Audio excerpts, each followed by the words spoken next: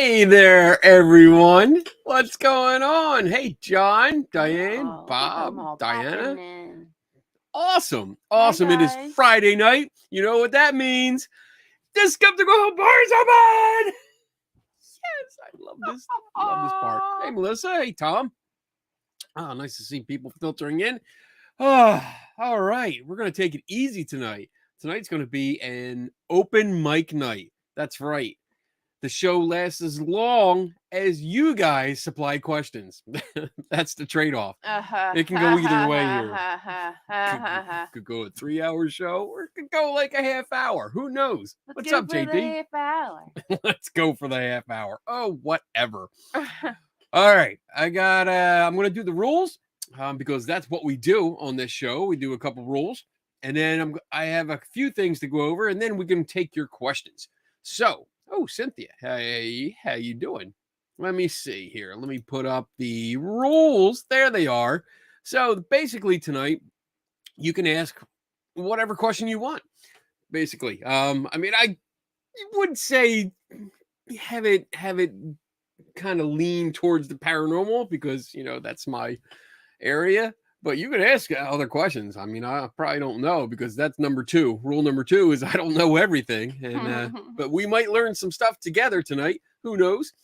Rule number 3 is that we follow the Patrick Swayze rule here.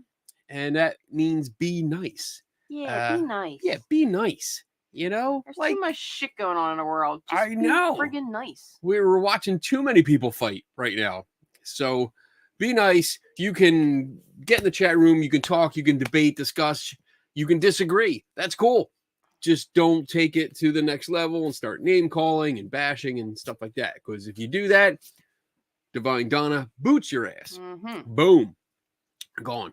Rule number 4 is if you have a question, put a Q in front of it. That makes it easier for Donna to pick out all the questions. And let's just make sure that we get through all of them. Or at least most of them. Unless it's a really, really bad question, then we just skip over it and we don't say anything about it. Yeah, and if you try to big it up, I'll just ignore you again. So oh yeah, don't keep pestering her. She'll get it. Don't worry. We got a feature on StreamYard which came into effect a couple of weeks ago, where you can star the comments, and it's really cool because it puts it in its own category, and we can just start and then go back to that category. So she's not going to miss your questions unless it's really, really bad. And then we'll miss it. Or it's just not, sometimes they're just not on topic, Yeah, they're really off topic. But tonight's pretty much game on. So bring it. Have at it, bitches. Bring it. And rule number 5, my favorite rule, is drink up. Woo! There's her cup. All right. Oh, I'm naked. There we go. Whoa. Whew, I know. I freak out when I don't have that up there. Kenny, can you explain your shirt, please? Can I explain my shirt? Because you can't really see it, so I can explain it to you, but I can't understand it for you. There you go. Is that better? Is that what people are looking perfect. at? There you go. I wear that quite often because sometimes you just can't get through to people, and that's a problem. That's a problem. Jade Kitten has a question for you in the chat real quick. Sure, pop it up there. I think it's like something that you should have sent her, or she needs to send you. By you. the way, you never said if you want me to send DVD or download or both. Oh, so yeah, you can send. I'll hit me up after the show, and I can send you the address, or unless you can upload it and I can download it somewhere, we can do like a Dropbox. That's fine. Hit me up after the show, and we'll talk about it. Or I'll probably be really drunk because we have something to discuss, an experiment that you guys are going to help with. So let's see. That shirt is highly needed by people who work in customer service. Oh my goodness. It's so true though. I mean, sometimes it's good. Well, sometimes people just, especially when you call customer service. So say you call customer service, you're already fired up about something because that's why you're calling. So customer service is a hard job to calm the person down first, yes, and then try to explain it. So yes, that's where customer service is, it's a hard job. I wouldn't want it. I mean, I always try to keep in mind when I call, if I have to call customer service, if it gets to the point where I have to call because I hate calling. Yeah, and then it's really messed up. I have this weird, I don't know if it would be a phobia. It's not a phobia. Oh, it's yeah, not it a phobia. It is. It's a because mental it doesn't happen thing. all the time. It's a mental thing. I have this thing. So I can't call for pizza. Like I'm freaked out. I cannot pick up the phone and call, order a pizza. like order in. I can't do it. No, I got to do it all the time. I always hand the phone to her. It's fucking annoying as shit. But if I'm calling relating see if, like, to work a psychic, or I call the archdiocese. I can call the archdiocese of a city and say I need to talk to someone in charge about an exorcism somebody was involved in. Yeah, I have no problem doing that. But he can't order a fucking pizza. Anybody out there can explain that? That would be hey, great. John without an H. Is Tim not in the house tonight? Oh, I don't see Tim yet. Yeah. Tiffany, what's up? I'm gonna ask Tim about that. Kidding? He does, Ben. He does. Oh, I don't have a pizza phobia. It's just pizza ordering. Fuck you, Rafford. It says ordering. Pizza ordering phobia. Hey, That's Jimmy what Aiken. Have. What's up, buddy? When I call customer service, if they do a good job, I go out of the way to think. So I do the same thing. You know, like when I call customer service, and, wow, this is a weird subject that we got onto right out of the bat. But when I call customer service, I always have that idea in my head that it's not their fault. Like whatever happened, it wasn't them. It's not them. It's not them at all. So I try to work with them. And I probably say, I know it's not your fault. I probably say that phrase like 6 or 7 times going through because I know it's not their fault. And I still try unless they start giving me just really stupid information answers. And then I get mad. And I think that's why like I can't call some places like that because I know I predict in my head, not psychic prediction, but I predict how the conversation is going to go. And I know I'm going to get pissed off and I don't want to get pissed off and start cursing at people and stuff. So, and that's the problem right there. Kenny, you just said it. You have to get rid of that mindset that you're going to get pissed off before you even try. Because I do. No, I do. No, you have to, but no, you said you do. I understand that. I know, and I don't want to. I don't want to get. So I'm. It's a preemptive strike on that behavior where I don't want to do it. So I hand the phone to you, and that way I relieve myself of that. We're gonna have to work on that. We're gonna have to work good. on that anger issue, I think. Oh, I have my anger issue totally in check. Are you kidding me? All the people that have survived to this day, you're welcome. All right, so let's go.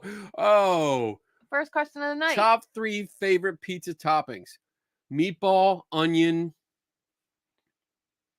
Kenny likes meatball and onion. Yeah, I like meatball and onion. I'm a pizza. pepperoni girl. Just give me a freaking pepperoni. I like that. You know, if we're outside the box, I'll do like a buffalo chicken or a taco. Like if we go to a special pizza place, then it's like game off, gloves off. I'm like, I'm going to try whatever new thing they have.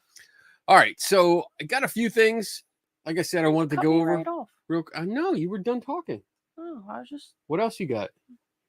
Nothing now. Oh, well then. Well, you asked it. Steve says now he has to order a pizza. There you go. Cynthia likes sausage and sweet peppers. All right. So I want to start this at the beginning of the show. I have another remote viewing challenge. Bob. There is something in here. You can hear it. So you have until the end of the show to figure out what it is. You can make your guesses. And I would suggest tonight that if you do make a guess, put guess, the word guess in front of your comment. And that way it'll help us like cues. Oh, yeah, I know. It's going to be hard. And if you do get it tonight, because somebody did win it the last time I did it. Who was Tiffany? Totally Tiffany random guess. It was not a psychic prediction, but it was a good guess. But if you win tonight, I have 3 books. 2 by Bailey Harris. And then another one by her sister, Elle. So these are children's books, obviously, but they're about science and humanism and really, really good. So if you win, I'll send those out to you. Only in the U.S., please. Only in the U.S., yes. Thank you. Unless you're going to pay shipping. Yeah, because I shipped once to UK, and that was expensive. Holy shit. People are guessing already. Oh, well. All right. So what else have we got? Experiment. So I've been doing an experiment. I think I posted pictures on my Patreon. So if you really, if you want to see behind the scenes stuff, you sign up for the Patreon, which I'll pimp out at the end of the show. But I posted a picture and I think a video where I was doing an experiment based on last week's show. So last week we had Nick Little on, and we were talking about homeopathic medicine, homeopathic bullshit. But I made a 10C rum remedy. So it was rum. Like we took a drop of rum and we put it in a shot glass and we mixed it up and did all that stuff. So I actually took a step further and I did a little reading on homeopathic, how they do things and how they measure it. And they really don't measure it, but the process. So, Craig, sigh. This is fun. This is more of a fun experiment. So it's not anything promoting them because I really think it's bullshit. But basically, I did rum. So this right here, I don't know if you can see this. I'm going to try and, it's not going to. So this is the world's first and only rum remedy. So it is a 200C rum remedy. It's made from rum. It's made from a drop of rum. And I followed their process by mixing 1 drop of rum with 100 drops of water, distilled water, because that was important. And then shook it up and then took a drop of that and put it in another cup of 100 drops. And I did that 200 times. So that's the picture that came up on the Patreon page along with the video. And so by the end of the night, I'm going to get drunk. I'm going to get really drunk. I have a bottle of rum back here. I did not make the drink, guys. With the shot. So we're going to try this out and see if it cures my drunkenness. Because according to homeopathic medicine, alternative bullshit, like cures like. So by drinking rum and getting drunk, this stuff this remedy should clear me right up. Yeah, and then we're gonna sell it and make billions of dollars. No, we're not. Yeah, we are. Because it's not medicine. It's gonna work. No. I'm not putting up with his drunk ass tonight. I'll sleep downstairs. All right, so I think that's it. So I have the remote viewing challenge going. You guys are making guesses. That's awesome. The experiment is out of the way. And then my first topic that I want to talk to before we get to some questions is that something I that's been brought up to me a couple times. And last night, excuse me, I did a little torturing of myself with my friend JD and Tim Vickers. We were watching a podcast last night that had a guest on it. And the guest, at first, it seemed to be a good guest, kind of a good guest. They were a specific kind of therapist. I don't want to tell you which kind because it kind of messes it up, but we were interested in seeing what they had to say.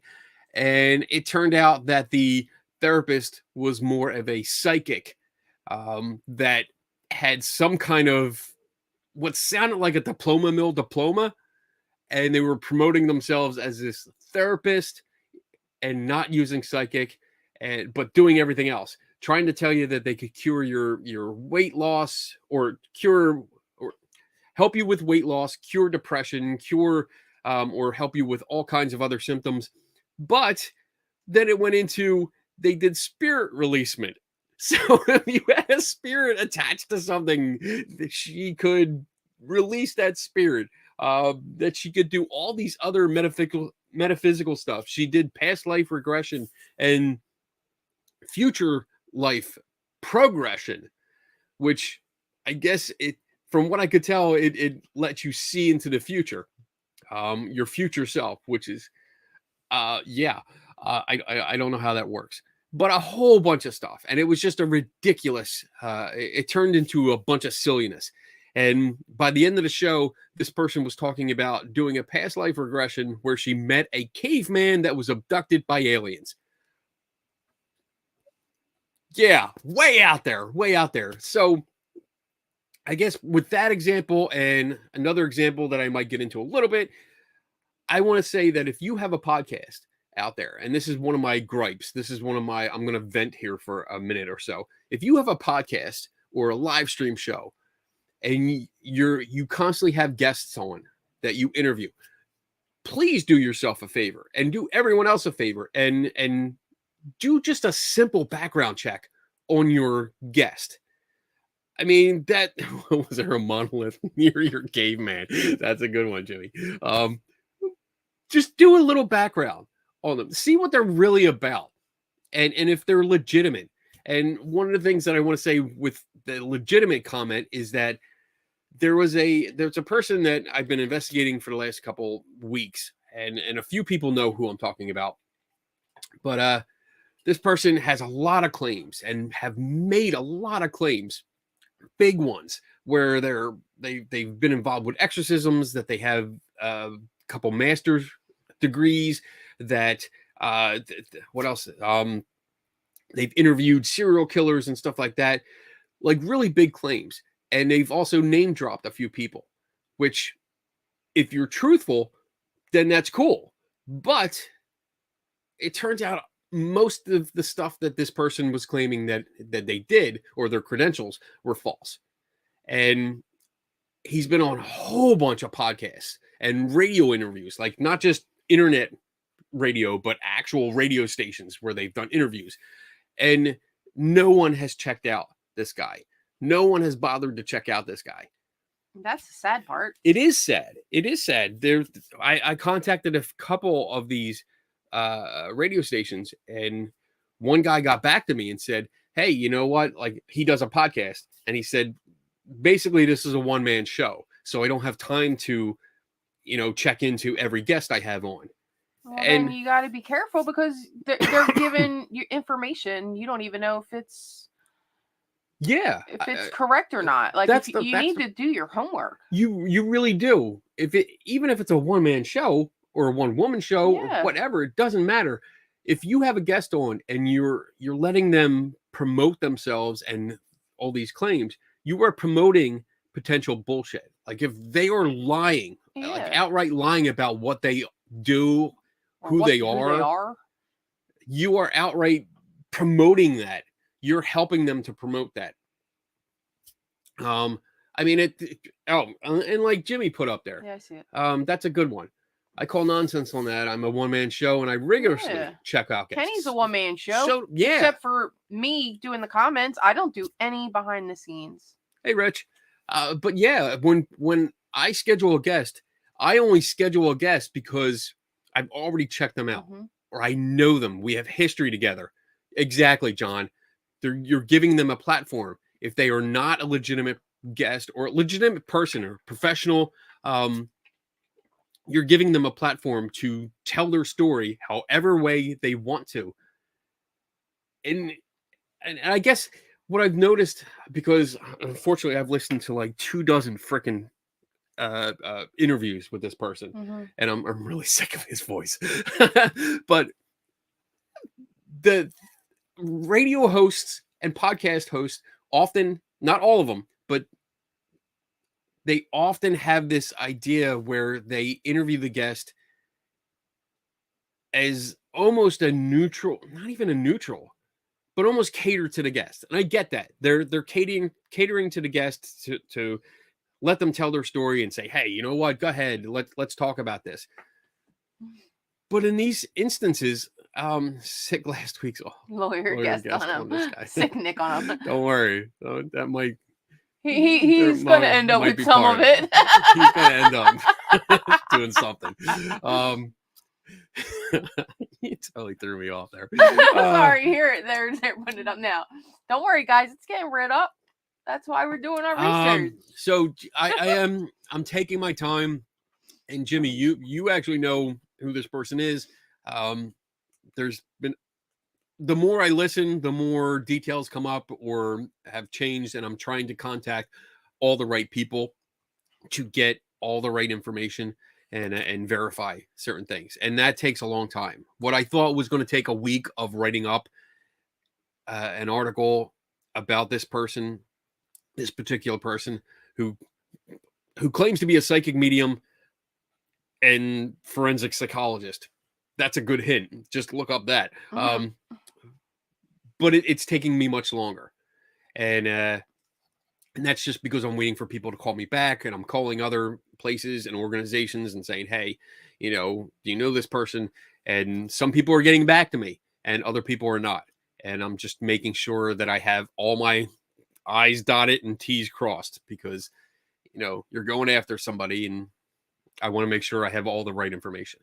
But the point here is to, if you have a guest on your show, do your homework. Yeah, Seriously. or just start asking more questions. If they claim to have a degree, for an example, and this is a good one, if they claim to have a degree, and that's one of their promotional credential kind of things, where they're like, hey, you know what? Yes, I am Jade Kitten. Like, I have a PhD in physics. Ask to see something. If you've never seen them before, if you've never heard of them before you have them on your show and kind of like let them do their spiel, whatever you want. And again, not everyone does that, right? But if you're going to do that, just ask, like, hey, can I? Where did you work? Are you licensed? Where are you licensed at? Right. These simple questions. It really only takes like 10 minutes to do this. And that could be at the beginning of the interview too. If you didn't have time beforehand, you can always put him on the spot, see how he reacts on. Yeah, I mean, sometimes it's too late. Sometimes, I guess, if you have a certification or something, you might not dig it out, or if it's in another room, they might not want to do that. But I mean, sometimes if you ask a question to somebody like live on whatever, on a podcast, just, ask him about something they said, or like you said, like their education. Right. Where'd you go to school? Oh, did you go there with anybody famous? Or, just ask them a little bit more information about that specific question. Don't let them just say, oh, I got my bachelor's degree in political science. Yeah, well, where did you get it? When did you get it? Because there was a gentleman years ago that he was going around the paranormal conference circuit, and his big claim to fame was that he had a PhD in physics, or particle physics, quantum physics. That's what he said. PhD in quantum physics.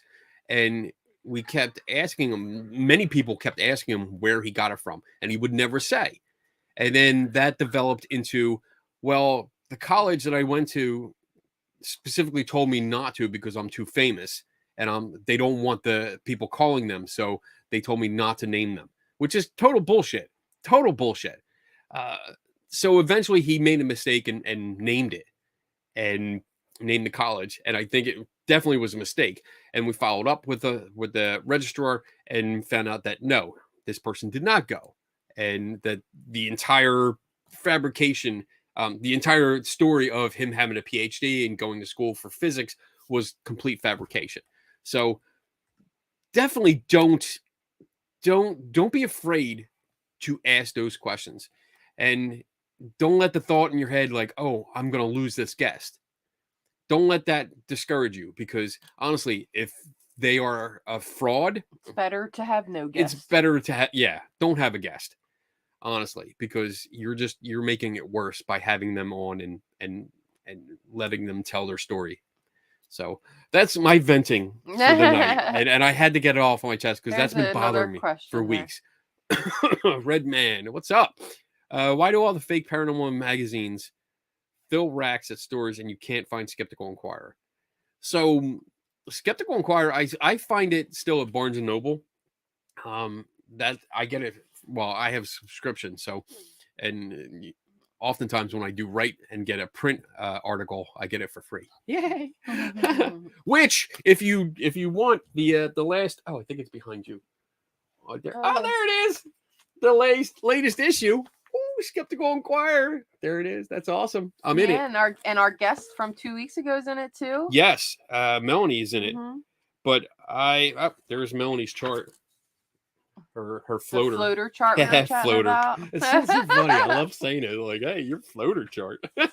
But the article I did with Joe Nickel is in there, and there it is. Snapshot Miracles. and we talk about photographs over the years, different kind of photographs that people have promoted as miracles or religious kind of miracles. And we go through, and there's a nice chart with a lot of pictures in it that show you how a lot of these anomalies were created. So definitely pick it up if you can. Yeah, and don't forget, you can get a subscription there too. If you're having a hard time finding it, go right to their site and just get a script. Right. Then you won't every 2 months, is it? Every 2 months? Every other month. Every other month, yeah.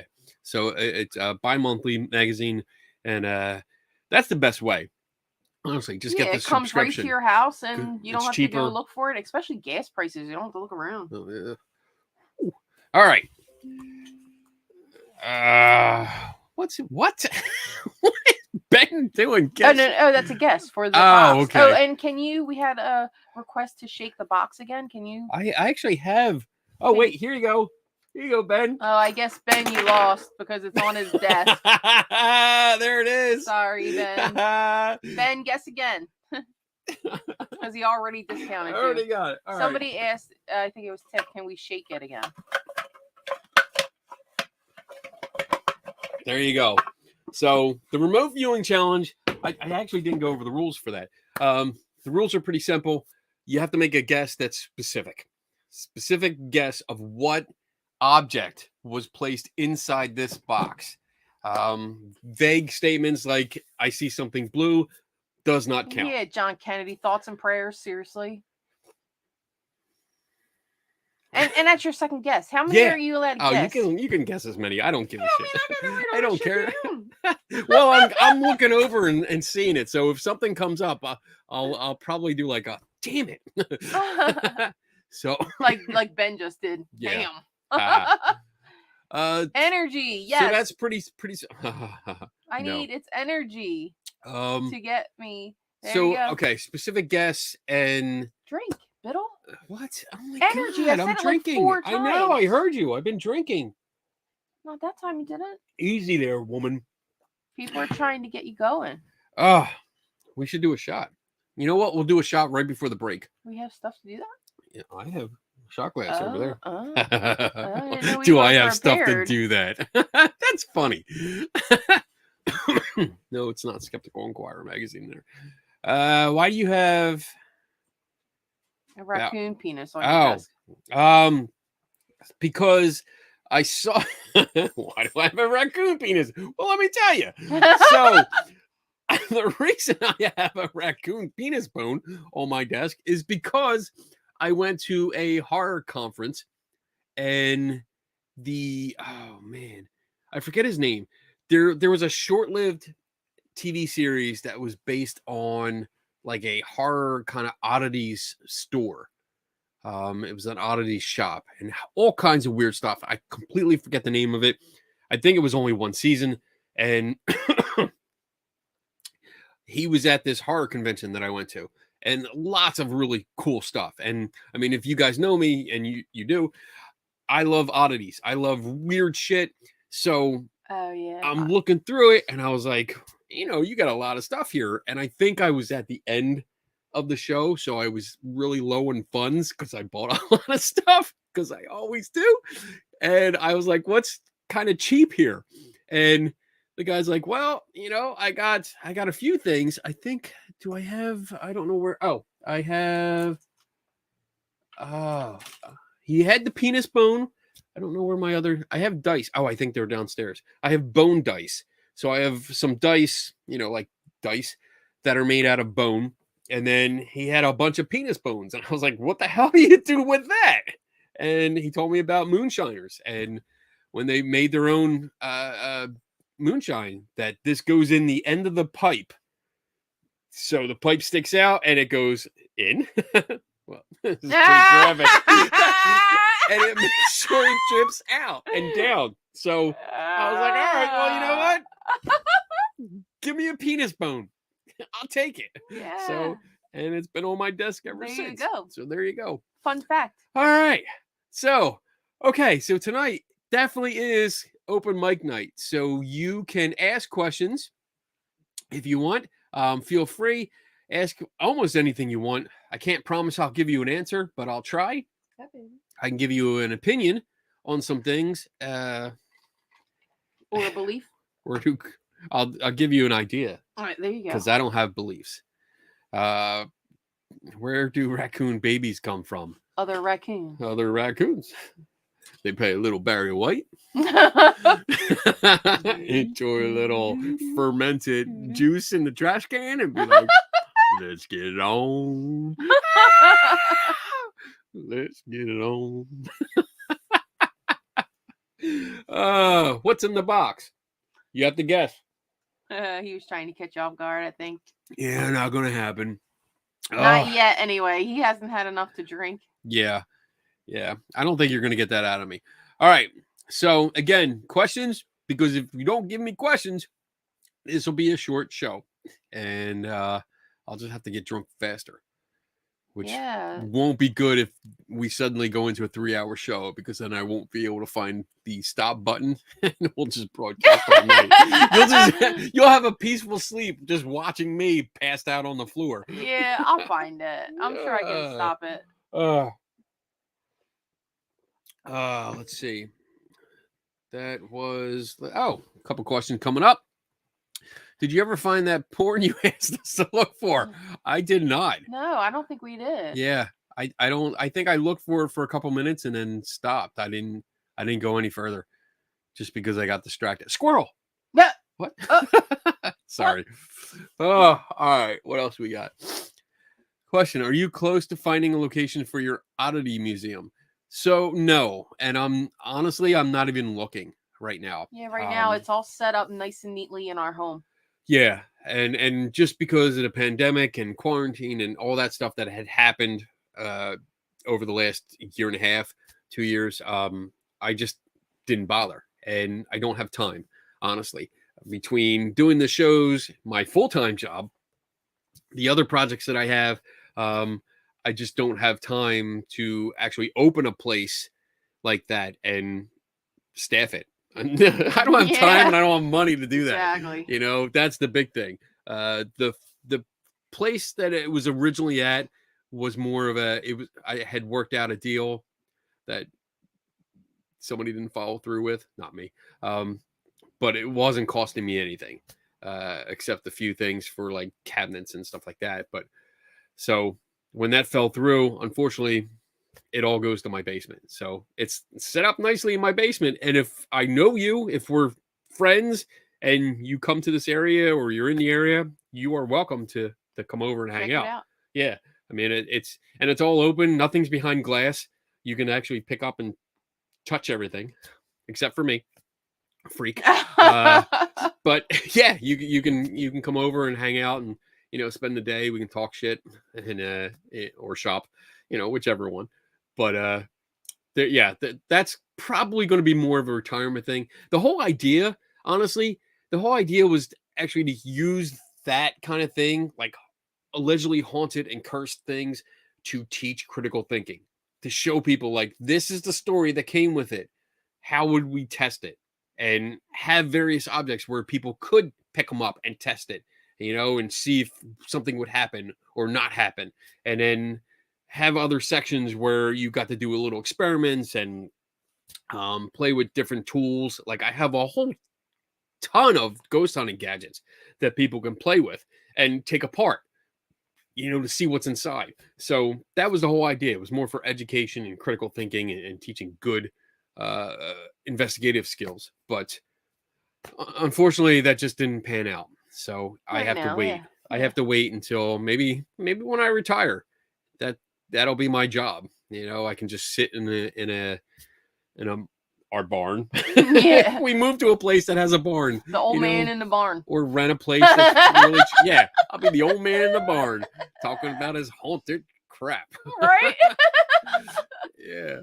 It's kind of like a Goodwill store, just haunted. That's what it is. It's like junk. Jimmy Aiken, you could have an online Oddity Museum webpage where you can click. So I do have that. Yeah, I do have that. Yeah. Let me bring it up here, because I do have a web page that I was doing. Let's see, Kenny's Mystery Museum. Let me bring it up here, and I'll put the link in the chat room as soon as it pops up here. And Bob says he'll be coming over soon. I'll be waiting, Bob. It's all good. Let's see. Yeah, maybe one night after karate. Oh, yeah. That'll be a good idea. We'll get karate and then we'll come over here and hang out. Where is my where is it? Where You is can't find it.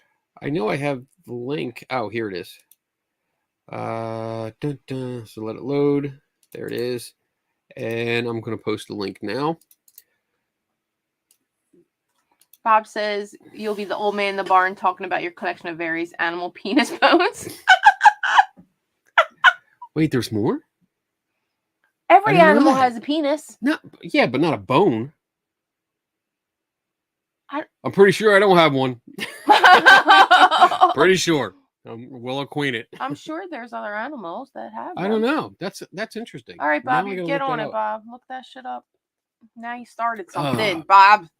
So I posted the link in the chat room. You can check it out. Thank you, Diane. And it's just it has a bunch of stuff. I'm here to make you smile. It has a good picture, good banner picture of basically what the museum looks like right now. And it's basically a junk pile. No, it's neat. It's neat. I have shelves and stuff. So Yeah, it's the rest of the basement, that my side of the basement, Yeah. that's a mess because of my Yep. crafts and Hmm. everything else from the house that gets thrown down there. we don't show that in pictures though.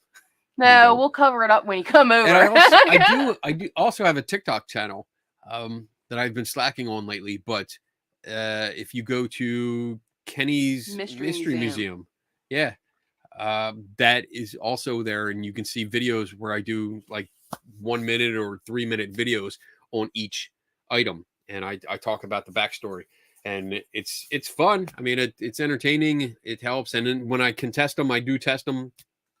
We did the whole demon blood testing. That was fun. That was really fun. I actually got to send something out to have it tested to See, see look, what yeah. it was made. John without an H. I believe penile bones are the rule, not the exception in the animal rule. AKA humans are weird. Well, yeah. I mean, we are. That means We you have really are. lots of penile Now- bones to now I'm- collect. Do what animals Oh, crap. And now he's going to do it. have penis bones? Let's see. Don't get too drunk. Oh my goodness. Let's see. The baculum? Baculum? That's Is what that it's what it's called. called? Yeah. Okay. So let's see. What's a baculum? Ooh, it's oh No, god, here, this Bob. is Bob really looked it up. Oh, the only mammal species without a baculum Without are them. humans, horses, donkeys, rhinoceroses, Marsupials. marsupials. I like saying that. Rabbits. Marsupials. Marsupials. Rabbits and What what's the hell that- is what's that, Bob? word? Ce- Cetaceans? Cetaceans? What are cetaceans? I don't know how to pronounce that. Let's ask Google. Let's see. C I love Bob. E The T Skeptical Help Bar, where the search for porn and animal penis bones. Hey, you know Hey, what? Did anybody else know it? we cover a wide range of Thank topics you, Bob. here. Okay, so dolphins and dolphins. whales. That's a how good do you thing. how do you wait? Keep that up. Cetaceans. Cetaceans. Pronunciation. Let's see. Oh look. Cetacean. Cetacean. Cetacean. Cetacean. Cetacean. Thank you, dictionary.com. They're not a sponsor. All right. Just ask the teacher. There you go. All right. Looking for more questions. This has been fun. What time is it? Oh, we got plenty of time. Yeah, hold Oh on. my we goodness. Gotta, We we got one from. almost a want to little do a bit shot. back. Oh, I'm behind on. Redman, what do you think about the many claims made concerning the Myrtles Plantation? I think it's bullshit. Well, can you no. explain what it is first for So us that don't know? Myrtles, it's a plantation. Oh, you're so funny. Oh. Let's see, Myrtles Plantation. Let's see. So, from what I understand, it's wait, Tim Vickers. citation is what. Oh my goodness. Tim, I needed you earlier. I forget what it was for, but we needed you. You weren't here. Myrtles Plantation. All right, so I'm going to totally rip off Wikipedia here. A historic home and former antebellum plantation in St. Francisville, Antebellum. Louisiana. Okay.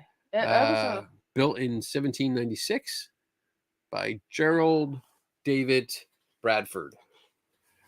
And I know it's got, oh, wait, here, legends and ghost stories. Plantation House is rumored to be on top of an ancient Tunica Indian. Oh man, I'm butchering that. Tunica. Tunica? Maybe? I hope I'm saying that right. If I'm not, whatever. It's Bob's fault. Moving on. Burial ground. Why is it always I hate when they have this idea, when places have this idea that it's built on a burial ground, therefore haunted. Right. Oh, it drives me crazy. It's like it's like dumb white people that come up with this idea. It really is. Wow. I hate that. I really hate it. You don't see anyone else. It's usually white people that come up with this idea that, hey, you know what? It's an Indian burial ground. That means it's haunted. I can't stand that. And I wish they would get out of that stigma. Okay. Yeah, it really pisses me off. Okay, so back to the question. What do you think about the many claims concerning the plantation, Kenny? So I've only seen a few. Honestly, I've only seen like I know there's been a couple ghost hunting shows that have been there. I've seen a couple videos over the years from there. I think somebody actually, one person sent me a video directly, and it was them outside. I think they were filming part of it, either a live stream or part of a documentary. I think it was a live stream where they were outside and they were like, hey, look at this. And it was a very dark video. And all I saw were ducks. Like it looked like a gazebo, which it was, right. Because I went into Google Earth and I started going through like pictures of the grounds and stuff and matched up the video to where the pictures that I was finding. But they were walking in a gazebo and it's right by like this creek. So there were ducks and maybe geese that were walking by in the dark, and it was very hard to see them, but you could. And right. Of course, I mean, I downloaded it and put it in my software so I could edit more. And I was like, all right, what are you talking about? The ducks? And the person was like, no, there was a mist that came by. And I was like, you're outside at night, the cool air. I mean, you're going to have mist. I don't understand what the problem here is. But unfortunately, that's a misconception. Most ghost hunters that go outside and film outside, they see frosty breath or some kind of vapor or mist that's normal. They attribute it to something paranormal because the light from their camera illuminates a little bit of it, a little part of it, and then you don't see the rest of it. And they're like, all of a sudden, oh, wow, that's awesome. But with specific claims, because I see, let's see, 2005, Ghost Hunters were there. Ghost Adventures were there. I mean, that tells you right now. Ghost Adventures, forget it. There was another television series called Most Terrifying Places in America. That was there. I've only seen a few things, but I mean, to be honest, the things that I've seen are from TV, so it's videos and pictures and stuff, which not impressed at all. I'd like to go there. I would love to go there and be able to actually investigate the claims myself. But beyond that, I mean, until that happens, I can't comment anymore. So yeah, I hope that kind of satisfied your question. Hope so. In your opinion, what is the most dangerous paranormal belief? Exorcisms. Yeah. I think people that believe in exorcisms, and we're talking, let me clarify that. The people that believe that they can perform an exorcism at home because they believe that a family member is possessed and they take it upon themselves to do something, I think, is probably the most dangerous belief that there is, because there's been deaths. People have died because family members drown them or burn them or suffocate them. This is something, if you go on the website called What's the Harm and look that up, you'll see they list what the harm is. And if you go under exorcisms, that category, you'll see that there's been a lot of people, mostly kids, and it's really sad. But when kids are thought to be possessed, the parents, either one or the other or both, take it upon themselves to do something about it, or a grandparent. And I think that's the most dangerous belief that there is. There's a lot of belief plays a big part in our everyday lives. For some of us, not all of us, but for many of us. And when you grow up in an environment where religion is your primary belief, and it's the focus of like your community, and all of your activities are around it. And if you grow up in a household that believes in demons, a literal demon, and that exorcisms can be performed not just by priests, but by anyone that has faith, sometimes things go really bad. They go the wrong way. And I mean, I can't speak from experience. I've never participated or witnessed one live, because I probably would try everything I could do to stop it. But I think that's the most dangerous there is. So, yeah. Kenny, I think healings rank right up there with exorcism. Yeah, that would be a close second, because then you're dealing with, yeah, because people that claim that they can heal through like Reiki, I always have trouble saying the fucking word, Reiki, or crystal healing or something like that. If you promote it, and I know there's probably a few people that are watching this that are like, oh, what are you talking about? I believe in that stuff. It's real. It's real. It's not. It's sadly, it's not. And I think the promotion of that stuff can deter someone that needs real serious medical attention. Because let's face it, if you have a serious disease, a serious ailment that pretty much tried everything, and your course of action may come down to a very serious, maybe like chemo treatment, where it's going to leave you like feeling so bad and horrible. Or hey, if you put crystals on your head for like 2 hours a day, it'll heal you. Or if you take this remedy that I made from natural stuff, it's not FDA approved or anything like that, but try it anyway. It does cure it. And I've also dealt with psychics that promote their own kind of medicine, and it's not even medicine. I don't even know what to call it. It's not medicine.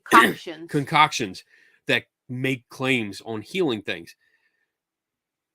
People can be convinced or swayed to spend money and waste time on non-existent treatments and make themselves even worse, or take them beyond the point of no return, where, if you got real good medical help, science-based medicine weeks ago, we could have saved you.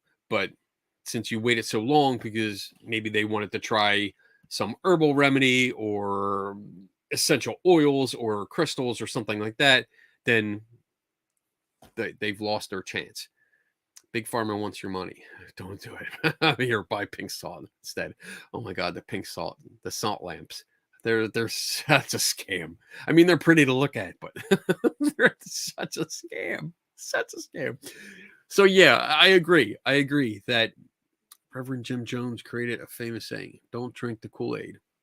I mean, don't Kool-Aid. Kool-Aid. I mean, yeah, it's exorcisms and then promoting this magical healing. It's really bad, and I really I know many people get away with it by saying it's an alternative medicine, or it's not meant to diagnose or treat. You know, you get those, you see the supplements on TV, and then real quick the disclaimer comes on the bottom of TV. You know, this is not approved by the Food and Drug Administration. It's not meant to diagnose or treat or whatever, any illness or anything like that, which completely contradicts the rest of the fucking commercial, which really pisses me off. Don't get sucked into that stuff. Really don't get sucked into it. You're going to waste your money and possibly give up what little time you have.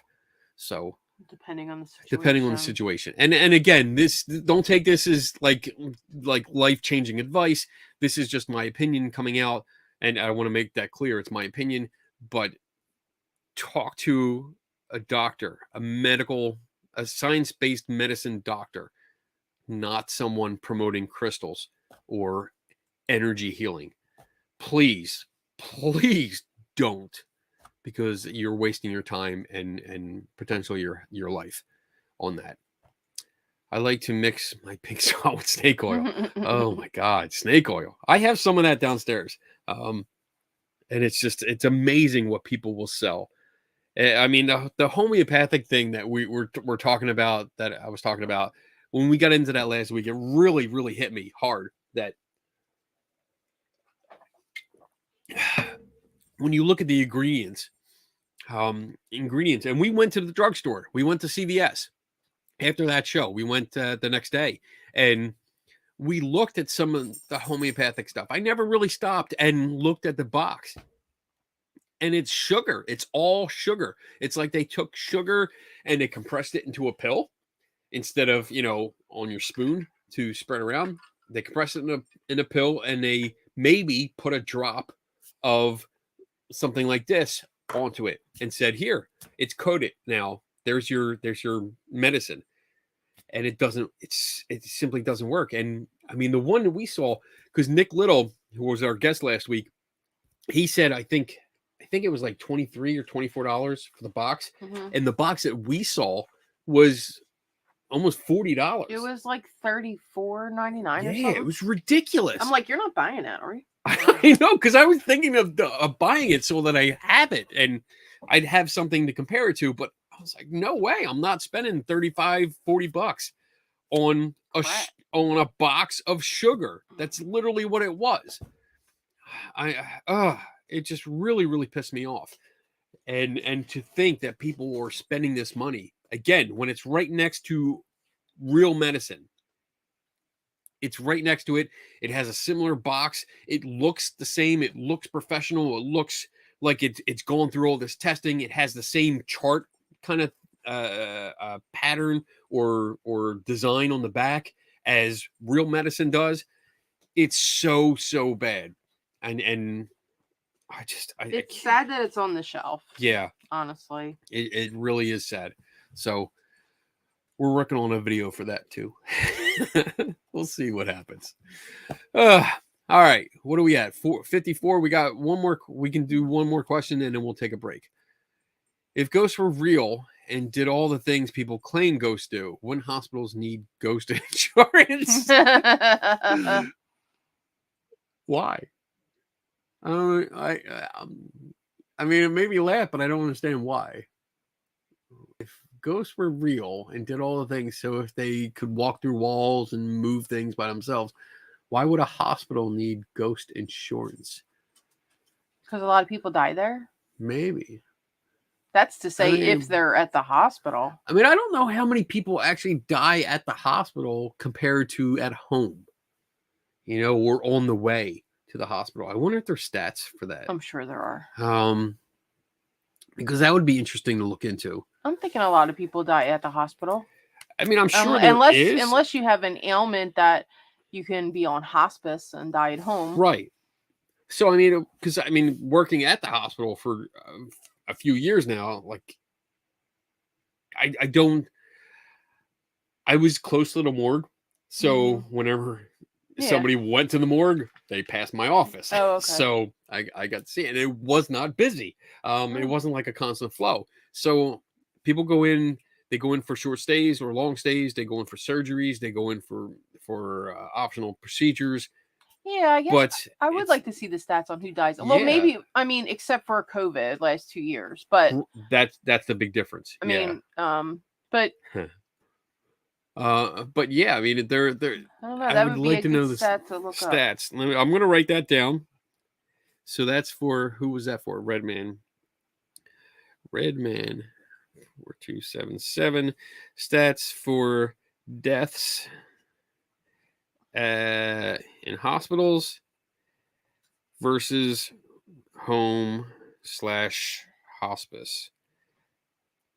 And hospice is usually at home anyway, right? They usually, I think, or there's if they're there's at in a facilities. home, Okay. then Oh, yeah, you like a have nursing hospice home. in a nursing home, Right.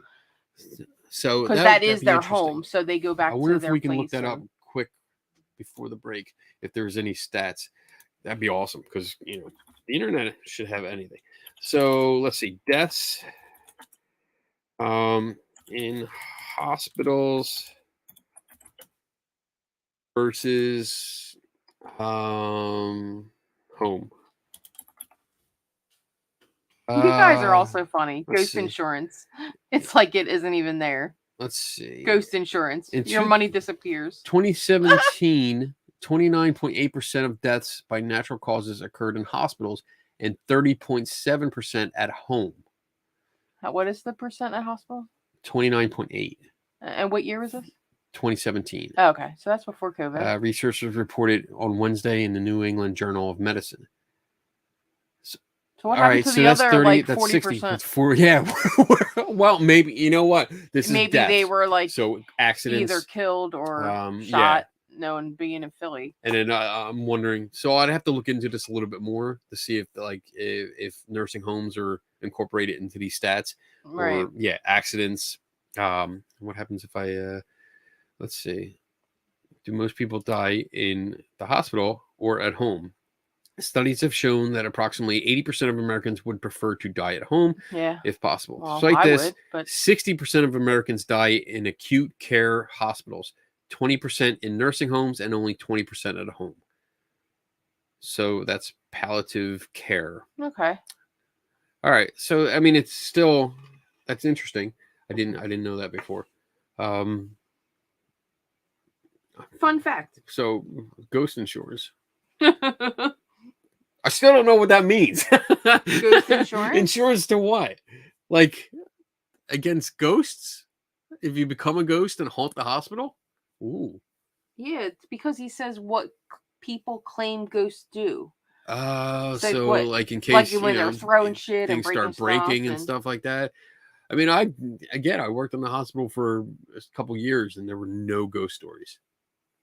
None.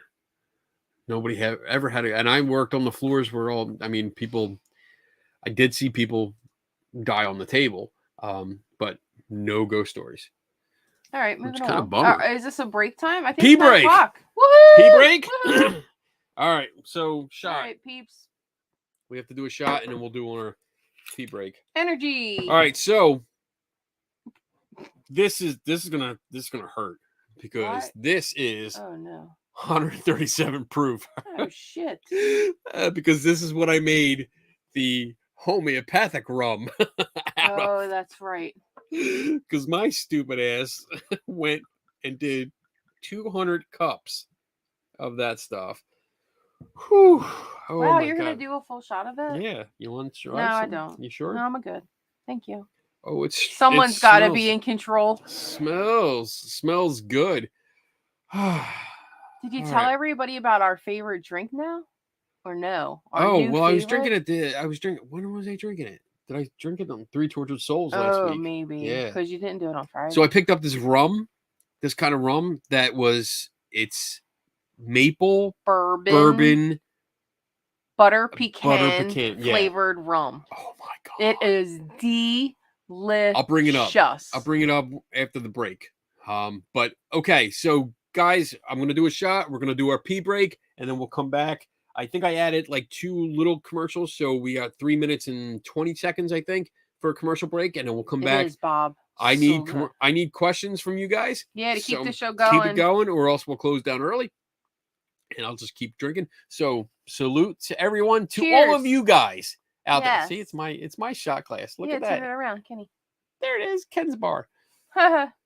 Salute to you guys that tune in every week Yes. to watch me do this. I appreciate it. I do too.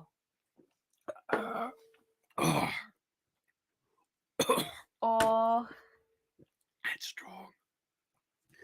Oh, all right. Let's go. you got red face. I do. Matches my shirt. Oh. All right, commercial break in 3, 2, 1.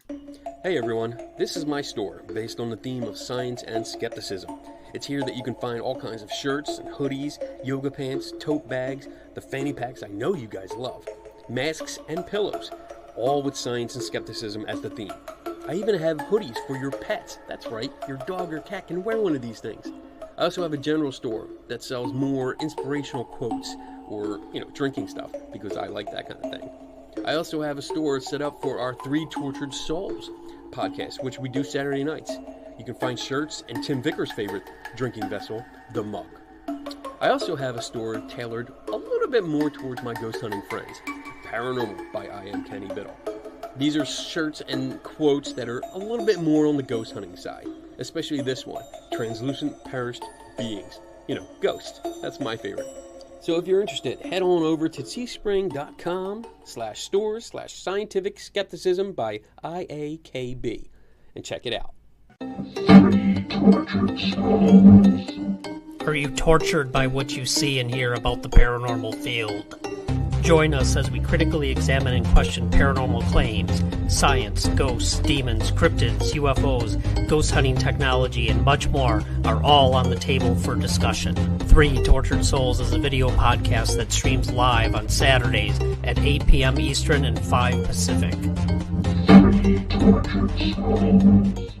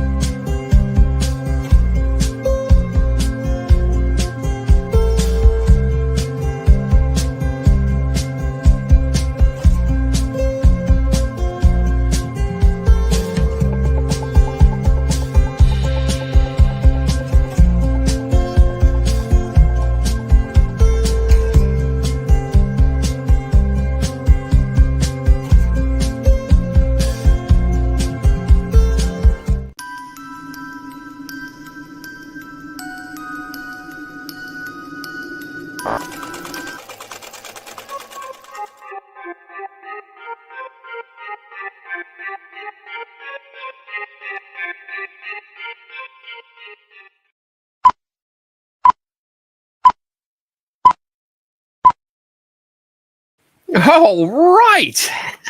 Everybody okay? Did everyone empty something and then refill? Because I did. I refilled. There we go. All right. I did promise. I actually forgot and I had to run back down. But here is the rum that I've been that I picked up. 5 Saints. And Pull it's, back a little bit. It's not.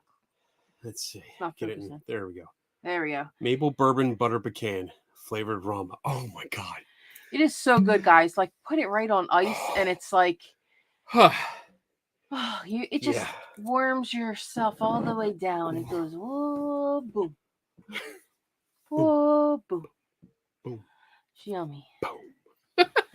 All right. What do we got here? Do you have any questions? Hold on, I think we have one that I missed. Uh-oh. One or two. One or two. Let's see. Okay, here's another one from Redman. Redman is on fire tonight. What do you think of the famous ghost photos like Ghost Pilot 1987? So let's look it up. Ghost Pilot 1987. I don't. All right, so nothing comes up with that. Let's see, Ghost Pilot by Anton. Oh, it's like an mass market kind of thing. Oh, it's a book. So I don't know what ghost picture this is. If you could give me some Background info? yeah, a little bit more clarity. We can come back. We can go back to it. But other photos, there's a couple. I'm working on a few. The Brown Lady of Raymond Hall. I'm actually working on a video for that. Trying to recreate it as close as the original way as possible. There's another famous photo called the Tulip Staircase Ghost, and I think that's the Royal Naval Academy building. It's got a spiral staircase, and it was taken by a priest, I think. Not actually a priest, not like a Catholic priest, but a religious guy. I don't know what his title is. Forgive me. And his wife, they were there, and as the story goes, they weren't supposed to be in this area. So the spiral staircase is in a tiny room by itself, which is actually pretty cool. But the staircase was roped off. They weren't supposed to go up there, but apparently they really wanted to get a picture with it, so they snuck through the behind the rope and took a picture. And up on the stairs, there's a bunch of candles on the walls, and there's this blurred. It looks like a robed figure, with the hand on the railing going up the stairs. But after looking at that, it actually looks like a long exposure. And because when you look at the photo closely, and you know what? Let me bring it up. Let me bring it up while we wait and see if we can get clarity from Tulip Staircase Ghost. Let's see. Photo. And there it is. So let me bring up a larger picture. Let me share this. Share screen. This. Oh, my pointer's going everywhere. So there we go. So this is it. Let me see if I can get it larger. Maybe. Come on. Does not want to work. There we go. All right. So this is what is that her hand all the way up at the top like that? So fingers? Actually, if you look close, there's a hand. There's a hand, yeah, and then there's a hand. All the way up there. Right. And the closer they get the light, I mean, you can see the light on the wall. These are not actually candles. It's more like electric powered candle kind of lights. Yeah. And you can see how the light is spread across here, but doesn't come down. So when the person, which I'm guessing was the wife, was going up the stairs, that's why we have a lot of light reflection down here, because the light can still reach her clothing. Right. But as she moved underneath the light, there was less light shining on her, except for her hand, which you can see her fingers and her thumb and right even there. If you go up a little further, you can see like her head, the shadow of her head, like up above her hand. It's like the shadow of her head almost right there. Right there. Yeah. Like going up the whole shadow of her. Yeah. So, I mean, this to me is a long exposure. And I replicated this, which I should probably put in the video that I do on the Brown Lady. Yeah, because we did this when we went to see Andy and Tanya, our friends. Oh, yeah. They were in Gettysburg, and they had a staircase that it was not a spiral staircase, but it was exposed enough where you could see the railing going up most of the staircase.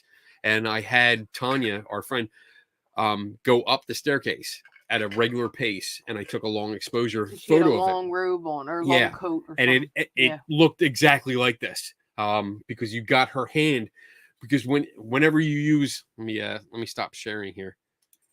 Whenever you use the railing going up the stairs, there's always that you grab and you walk up a few steps, and then you grab and walk up a few steps, and that second or two or three that your hand is in place is enough to make an impression on the photograph.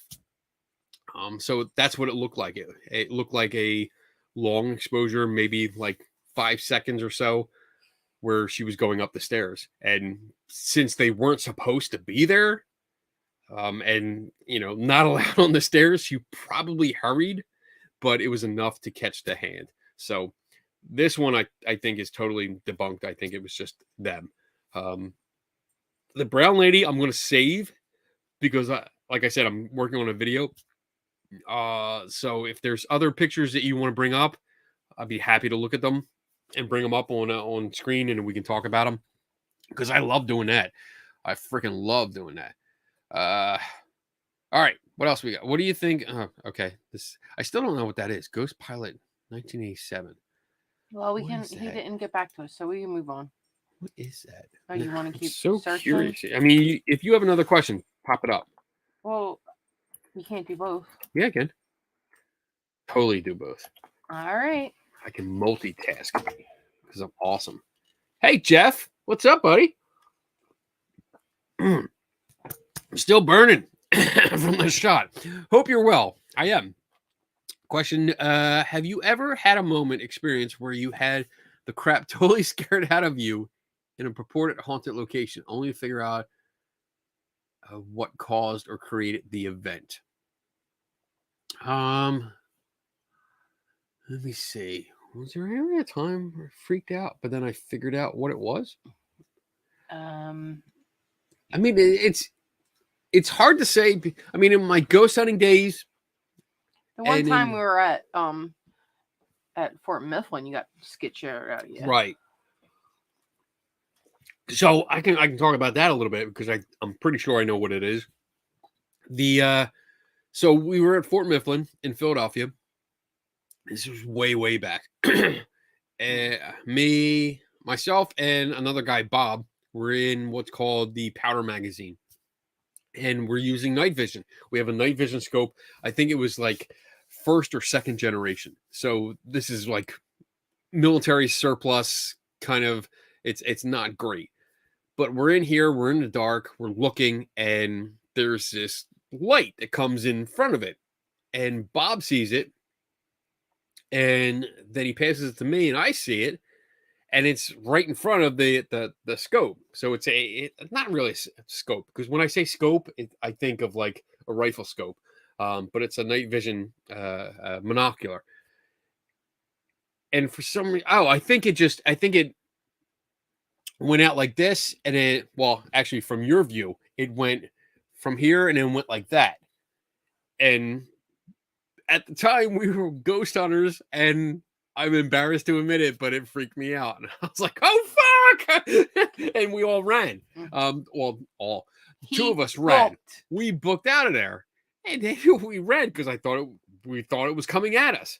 And when I think back now, I'm like, "Oh wow! Well, I know a little bit more about night vision scopes. I know a little bit more about what can attract them, how they amplify the light, and I'm pretty sure it was a bug. I'm pretty sure we ran from a bug. They ran and cried like babies. We did not cry. There. Oh my god! I was sitting on the wall. Turn your mic off. Mic's going off. Crossed away, and all I heard were cries from two big men, the biggest men with us. It was funny. Donna will not be on our show anymore. What, are you not paying me now? Like, I don't get it. Like, I'm paying you. Oh, exactly. What are you talking about? You do this because you love me. Oh yeah, I do. It wasn't convincing. That was like that. That was a tone like when a ghost hunter was like, "Do you believe me?" And I'm like, Oh, sure, I do. Jackass. I am not getting vickered. No. I mean, it was Oh, again. there you go, Bob. Thank you, Bob. In my defense, Unmute the divine one. oh, she's unmuted. Don't worry. Can't shut her up. His mic's too close to me, guys. Even if he shuts me up, I'm talking louder. I don't know. Can you hear a difference? Hold on. Like, start talking. Hey, guys. Can you hear me? No, I turned it off. Okay. Now, can you All right. turn mine off? Yeah, I turned yours off. So, if you want me to yell? So, no, talk don't louder? yell. No, please don't. Now I turned it back on. All right, guys. Let me know if there was a difference. Yeah. If there was a difference there. Oh, there is a There difference. is. Okay. Good to know. But you can still hear me, Bob? Anyway, so back to the question. Yes, this was during my ghost hunter days, and that's my only defense, is that because I blindly believed in a lot of this stuff, and I didn't investigate. I did not think critically. I did not bother to, hey, let's stop and see what's going on. I simply was like, okay, I believe. They just reacted. I reacted and I ran away because I thought it was coming after me. Like a B movie, horror film. That's what it was. That's what it was. Yeah. I wish I had You video. should have seen it. It was great. I wish Two I had fat video. guys running out like, oh. Booking. And at that point, you got to picture this. Okay. So it's dark. There's a few lights because Fort Mifflin is kind of lit up at night, except for inside. But I'm sitting on the wall across the way. And all I see are these two guys booking it, and they have their vest on with all their equipment hanging from them. Oh my It's all God. swinging and I swaying. forgot about that to all too. the equipment, like you're. So we were. I'm so embarrassed by this. I'm so embarrassed anymore I about wish this. I had video. I was total I'll ghost never hunter mode. forget that. So, and you know what? If I find it, I know where I'm the actually- vest is. Can I bring it up? oh my God. Wait, I'm coming. I'm gonna bring it up. So I'm probably going to use it. I'm going to keep talking. I'm probably going to use this. There was a picture because a local newspaper actually came out and took a photo and did a story on me when I was a ghost hunter. And I'm so embarrassed about it now. But it basically, I had a photographer's vest. And I mean, I didn't use it as a photographer. I used it as a ghost hunter, and it has all the pockets, and they were filled with batteries and microphones and SD cards and everything that I could. My EMF meter, which was pre K2, so K2 wasn't a thing then. But I had my Dr. Gauss EMF meter. I had my recorder, which was a micro cassette recorder, not a digital recorder. And all this stuff. So when you ran, it wasn't like you just ran. It wasn't like the fat man boobs going around. It was just everything going up and down. Here's my vest. Here's all the ghost Here, pockets. I'll put it on. I'll put it on for you. See if it fits. No. There we go. Oh my God. Yeah, now picture this with shit like hanging all over it. Oh my God. You don't have to zip it. You know? The zipper's broken anyway, I think. But yeah, there you go. Oh, look. His fisherman vest. I look pretty cool. I look badass. Look at me. I'm going to wear this the next ghost hunt I go on. Got I'd the be bag like, yo, and what's up, swag. guys?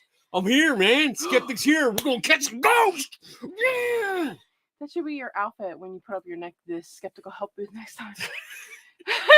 You're out of breath. Take it easy. Dude, I ran down the basement and back but up. yeah, look, there's shit in these. There might be. There probably is stuff in Probably these. like old batteries They have and pockets shit. inside. Oh my God. Dude, there were hooks everywhere. It was funny. There's a pocket and then a flap with another pocket and then Velcro Rambo, into yeah. another pocket. Oh my God, with my Ghostbusters. Oh Is my there God. anything in there, or is it just that No, the pockets are heavy? It's just a lot of pockets. Oh wait, what do I got here? Uh-oh. I don't know what that is. These are wrappers. More wrappers. Oh. Must have been in case you were finding stuff you needed to put I in a would little carry- baggie. Batteries. Oh my God. batteries, SD cards. He'd have like the This brings back memories. the thing for the camera, the stands. You Oh, had yeah. like 2 or 3 of them I had hanging off your everything. belt. Say hi to everybody. There's Choo Choo. Here she is. That's my baby girl. She's like, put me down. And she's like, Mommy's over there. I'm looking at my So, yeah. mommy. That was my experience that I'm really embarrassed about. But I mean, as I thought about it, because at one point I was doing I had a book out. I put a book out called Lehigh Valley Ghost Stories. It's been out. I don't think it's even in print. I don't know if it is or not. But I collected ghost stories from a bunch of people, and I was under the impression that I owed them 2 more manuscripts, which I found out that I didn't. But I worked on 2 books that were like a before and after thing, where I took all my ghost hunting case files. There you go. And I put them in the book as a chapter, like, all right, this is what I wrote at the time, and now I'm going to take another look at it like 15, 20 years later and give my impression now. And that was one of the cases that I wrote about, and the more I thought about it, the more I went back over the notes and stuff. I was like, wow, this was most likely a bug that was just attracted to the infrared light that was on the front of the scope, and that's it. We passed it to the next guy. The bug came over. It was just there, and it amplified it because the perspective. I mean, when you think about perspective, again, it's like, here's a pen, and when I put the pen point all the way up to the camera, it becomes really big. It looks really big, and that's what happened, as far as I'm concerned. So, whew. Oh, it's still available. Thank you, Jimmy, for bringing it up. Oh my goodness. Oh. I'm only kidding. I'm going. You know what? It's ghost stories that I collected from other people. So the book? the book. Oh yeah. I mean, we not, still get. Do I still have it? We still get checks on it. We get royalties. residual, We get royalty checks. And when I say this is friggin' funny, it's friggin' funny. I think it's downstairs because we framed the first book. Because I was actually proud of it. It was the first book I published.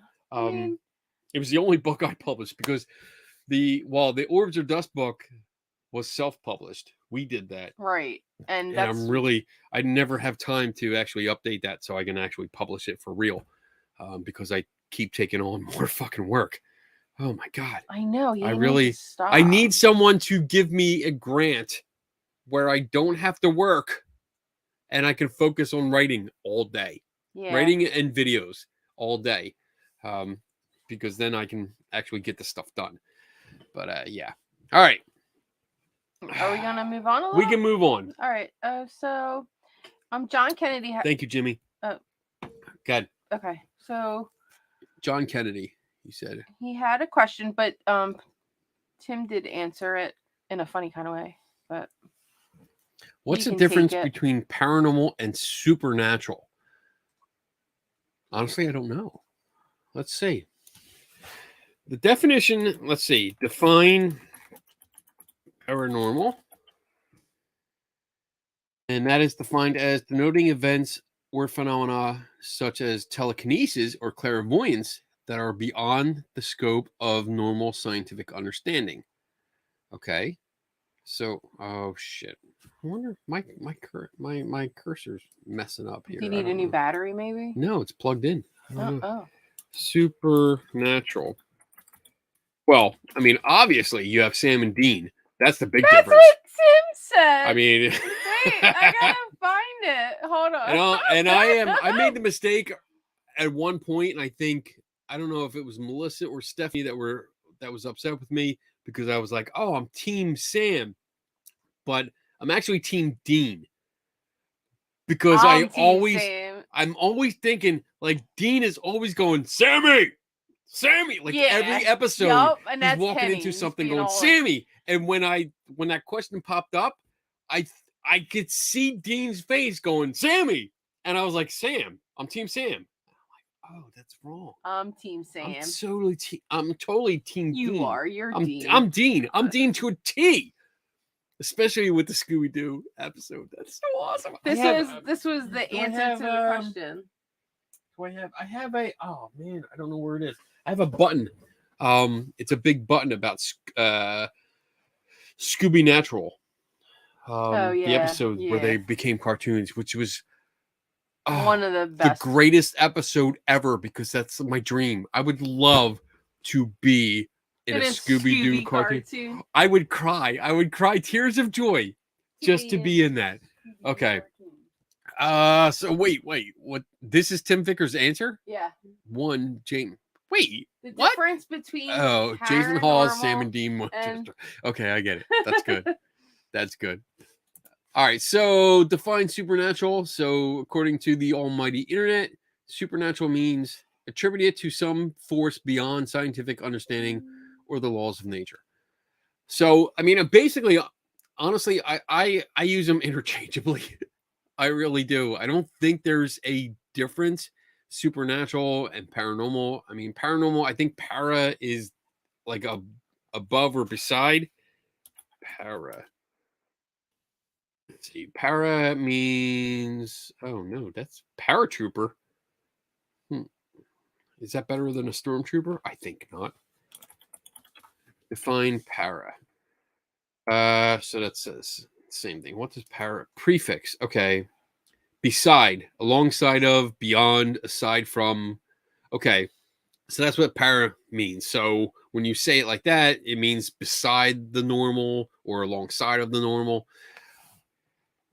And supernatural, to me, it's just the same. It's the same thing. It means pretty much the same thing. Paranormal is a blanket term. Supernatural is a blanket term. So I don't really.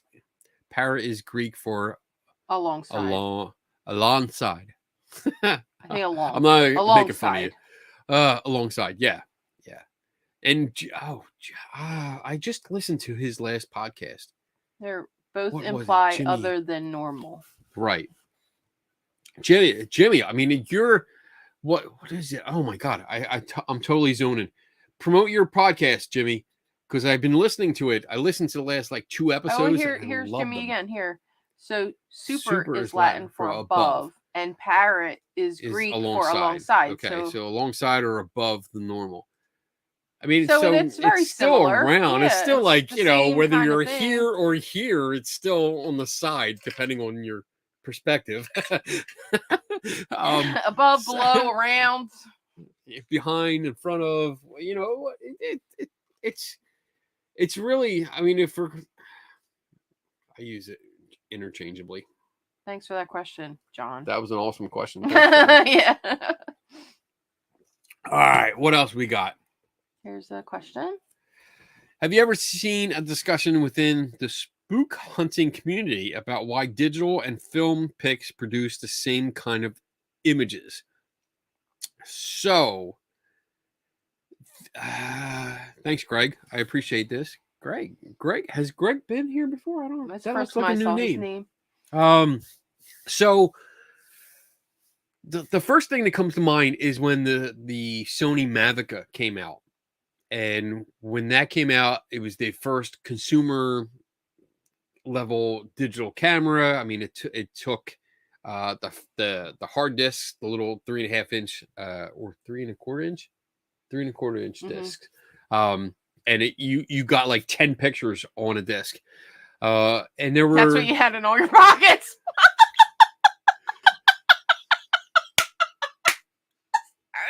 I'm sorry.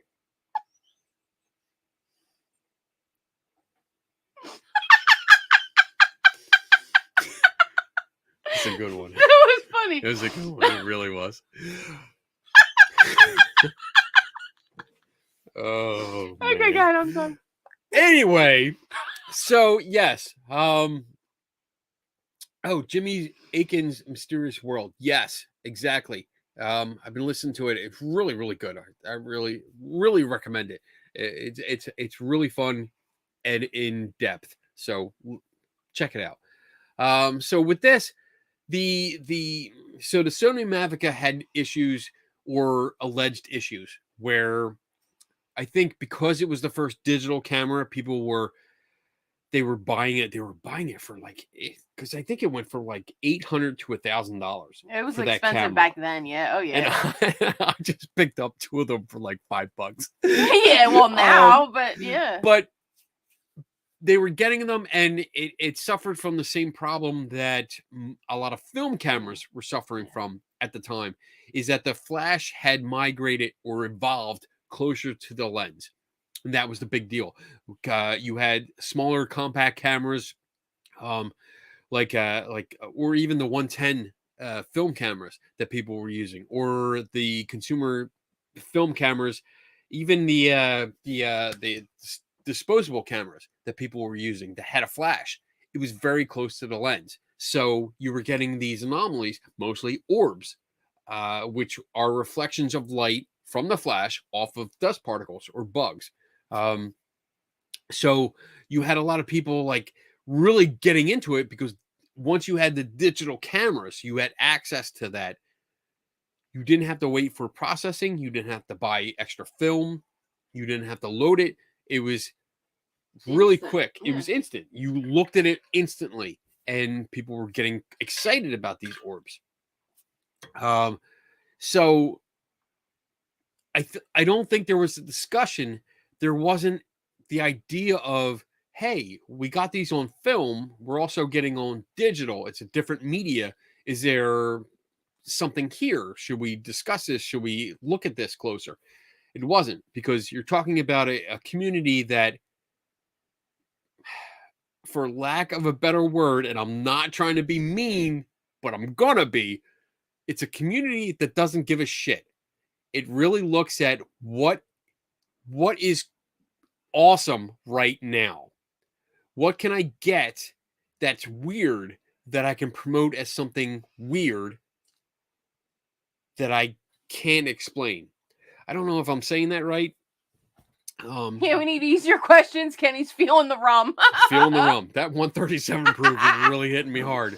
I can tell by the way you're thinking. I know you're concentrating. Well, no, this is actually a really good question. Because you have the paranormal community, which is ghost hunters, mostly ghost hunters. And then, I mean, you can expand it out to UFO and cryptids, but the ghost hunters, they are into the beeps, the lights, the anomalies. They are anomaly hunters. They are not researchers. They are not investigators. They are not scientists by any stretch of the word. Shut up, Jimmy. Well, you told them to get you drunk, so I drink. The end. I know. Oh shit!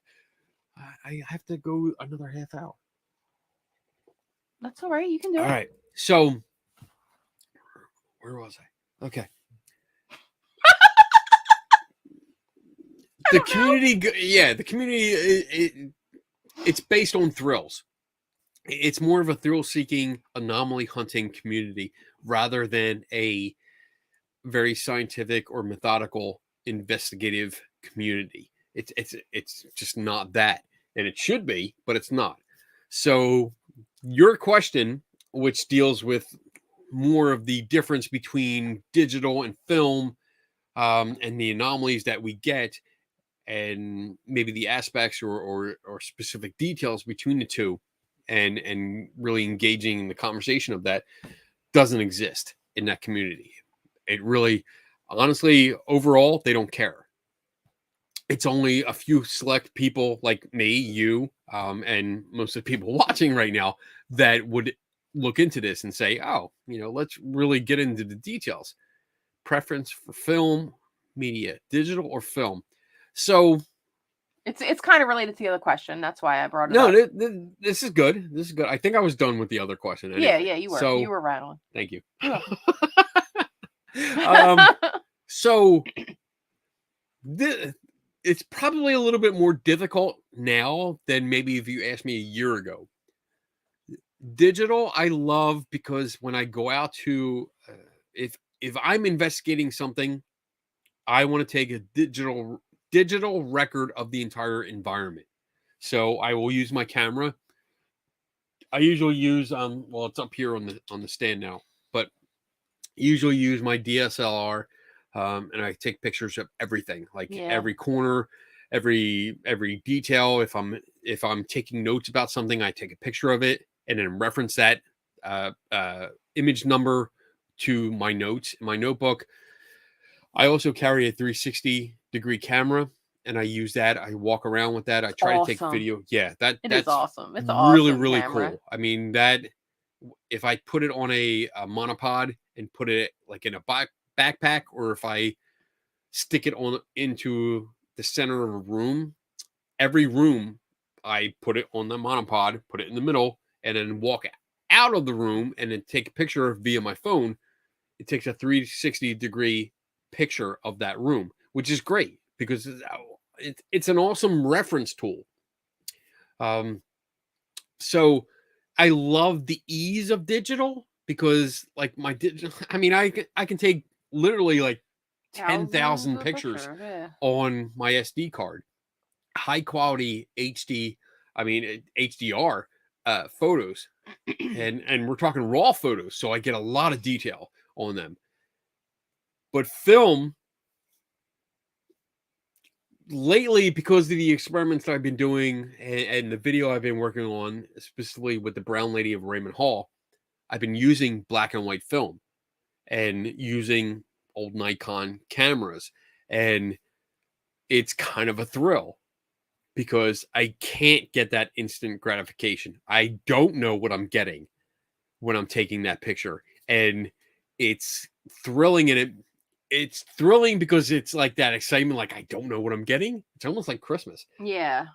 But it's also making me think. It's also forcing me to use all of my knowledge because now I have to put everything into the settings. I have to understand the settings. I can't just go on the fly and say, "Oh, that yeah, didn't work." exactly. I only have 10 pictures in my roll. Like you got to get I it put right. in like the black and white film that I've been using, Tri-X black and white film from Kodak. I've been using. I get 36 exposures. That's it. Like I'm like, oh shit, I gotta plan this out. And I remember those days. I'm making lists of like, all right, I can take 10 pictures of this, and I have to do it this way. I have to make sure it's in focus. I have to make sure it's slightly out of focus because of my needs, and getting camera angles and stuff. So I love the planning and the thinking that goes in, that's involved with that, because it's a film, I guess for me and a select few, is a dying art because so many people have switched to digital, and film is just it's actually the other perk. And this is on a personal level. When I went to the film shop to get my film processed, the old gentleman, and I'm saying old, like I'm almost 50 Yeah. now, but he's much more, he's leveled up significantly from me. I spent an hour, like a 5-minute trip that I thought would be in that store. I spent an hour talking to him, talking about film and photography and old school ways of developing and different tricks.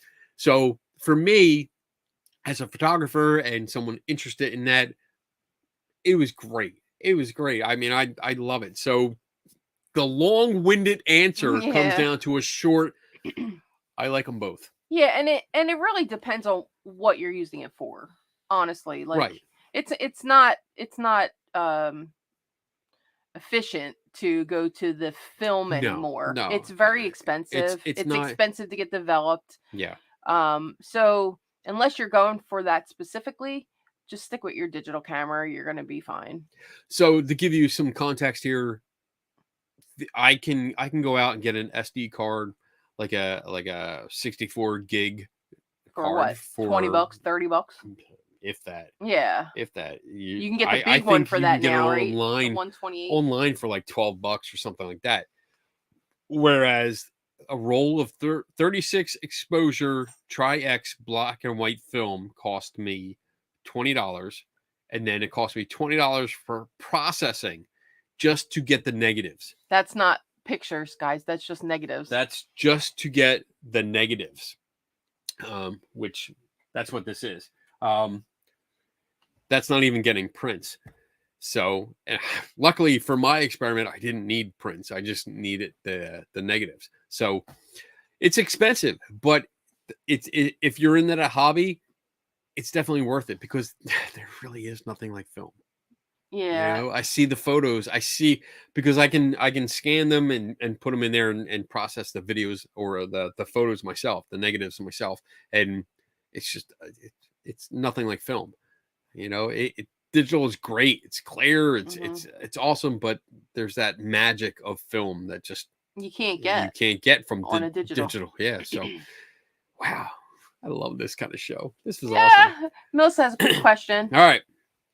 Would you consider being a photographer for a wedding?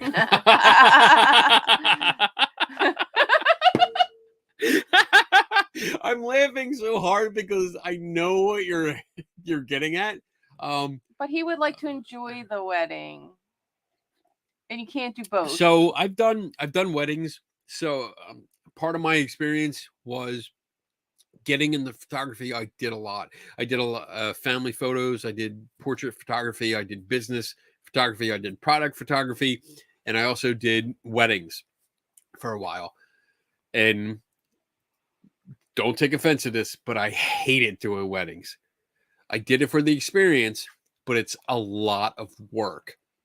And It's it's so much not like to do for a friend if you want to if you want to really enjoy the day with friends. You don't want a friend doing your pictures, Right? because it is a Because lot you of work, can't- and you can't do both. You can't do both.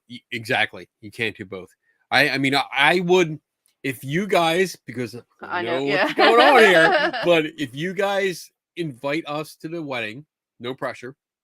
But if you do, please invite us as guests, and I will bring my camera, and I will you'll take, get good shots. I'll take candid photos, which I love the best. When I Right. did portrait photography, when I did family portraits, my main technique was telling the family we would go to a playground or a park, and I would not like they always wanted like, oh, let's dress up, we want to do this, we want to do that. Like, fine, I'll take your pictures, but trust me, go to the playground, go to a park, and just play. Go Yeah. play. Go play with your kids. Go interact with your kids. Ignore me at all costs. Just ignore me. I'll walk around you. And those were the best pictures. And he'll do the other ones too, but the people always Yeah. go back to the ones that are I just don't like genuine. them. Yeah. And again, like I've done friends' weddings. And it's just I don't get to enjoy it. Yeah. Because I'm constantly working. I'm constantly trying. All right, I Even- need to get this. I need Even when he's not doing the wedding, he does get good pictures, do. guys. I So do. you'll have 'Cause I beautiful love doing pictures it. without paying him for them. But Our wedding gift to you. candids. I mean, I love candids. I'm every family. It's just like just go off. I don't want to do poses. I don't sit you on a stool and make your turn your head and do this and where you're like, oh, okay, I'm ready. I hate that. I Yeah, because freaking you hate it. can't get that genuine smile or like I Yeah. think Tiffany said it. Yeah, you just can't. Even like regular headshots, they're trying to get you to smile, like they're telling jokes to get you to Right. be yourself And I because you're want- faking it. I You're want- like, oh, smile. I want families to interact because that's the point of it.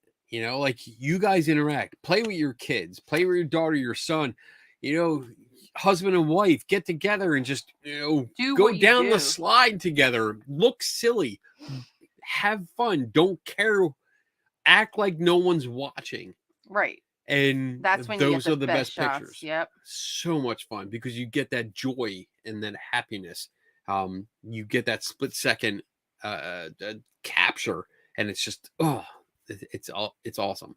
It's awesome. And even like I've done pictures where I've had a few people come out where I just wanted to do more like modeling pictures, and not professional models, but just people that could be models, and just said, you know what, just I don't know, walk around.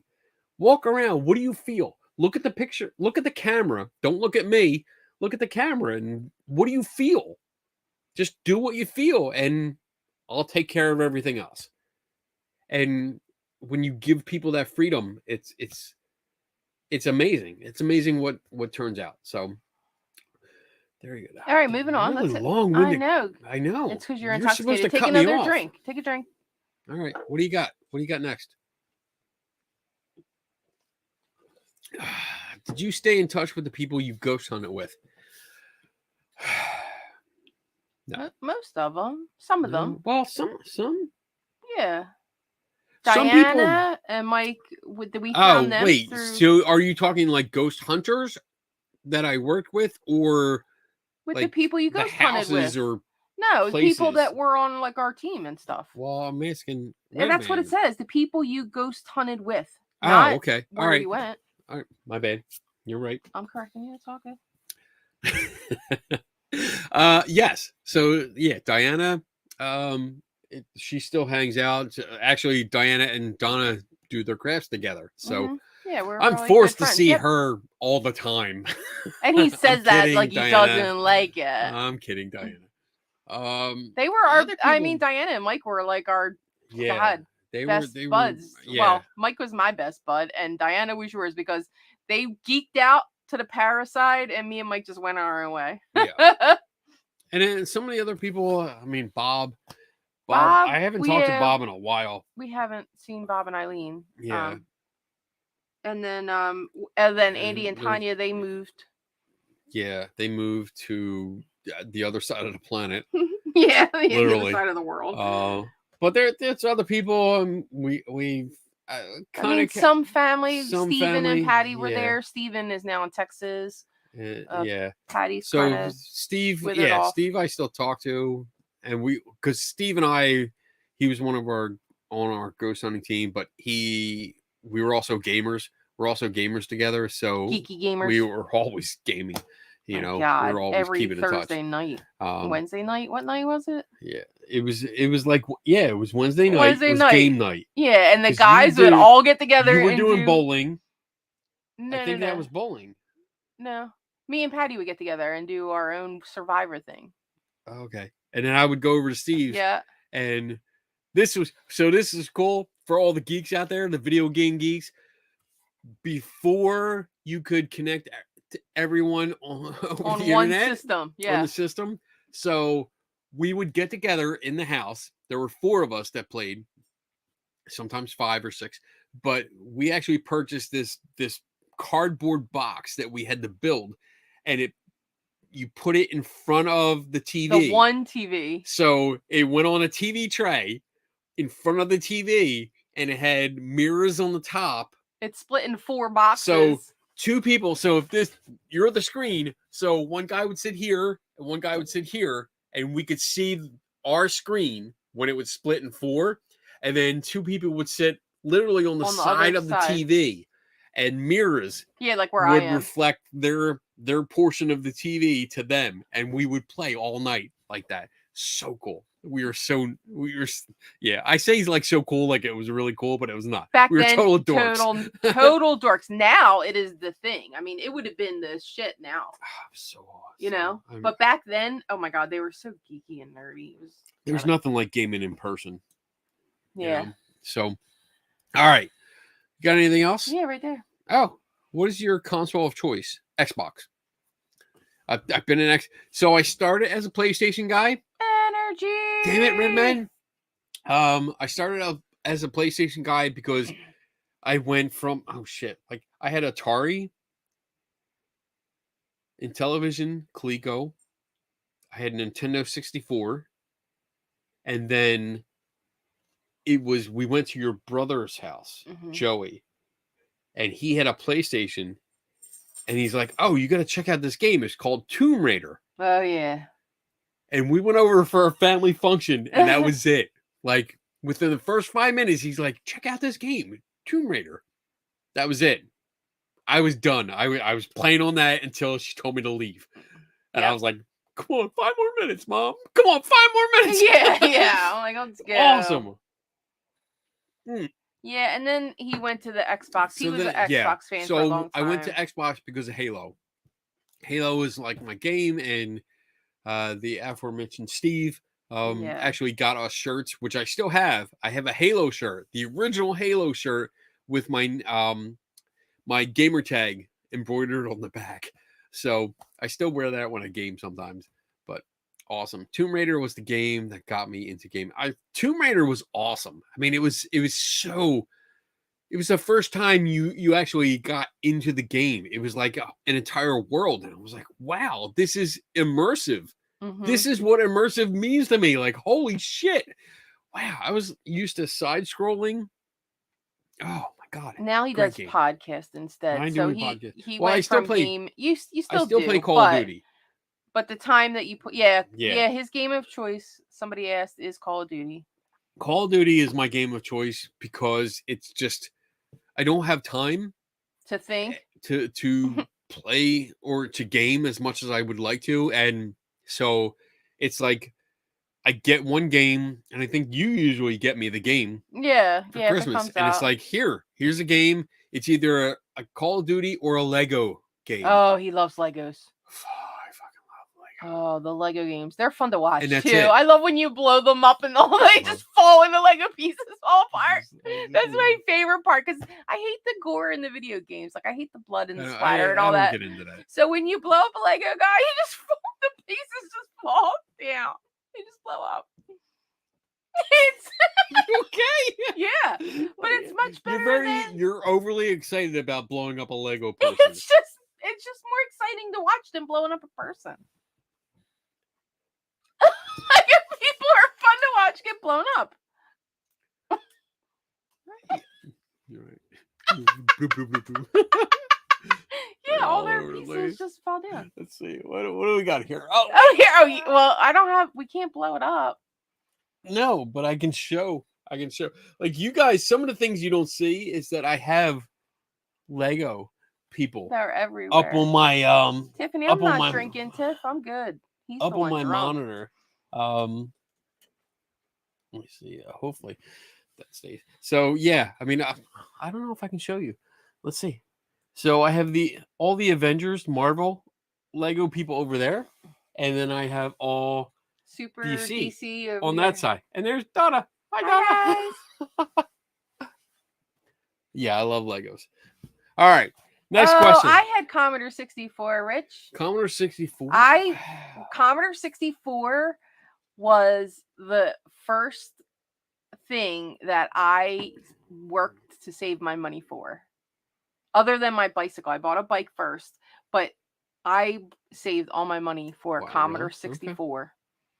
I was the one in the house that bought the computer. Atari 2600 was mine. I remember, like, we did the whole. My parents did when we got our income tax money Mm-hmm. back when we used to get a refund. There was they had this rule which I never understood, but I'm glad they did. They divided it up, so it was like my father had some of it that he could spend on Really? himself.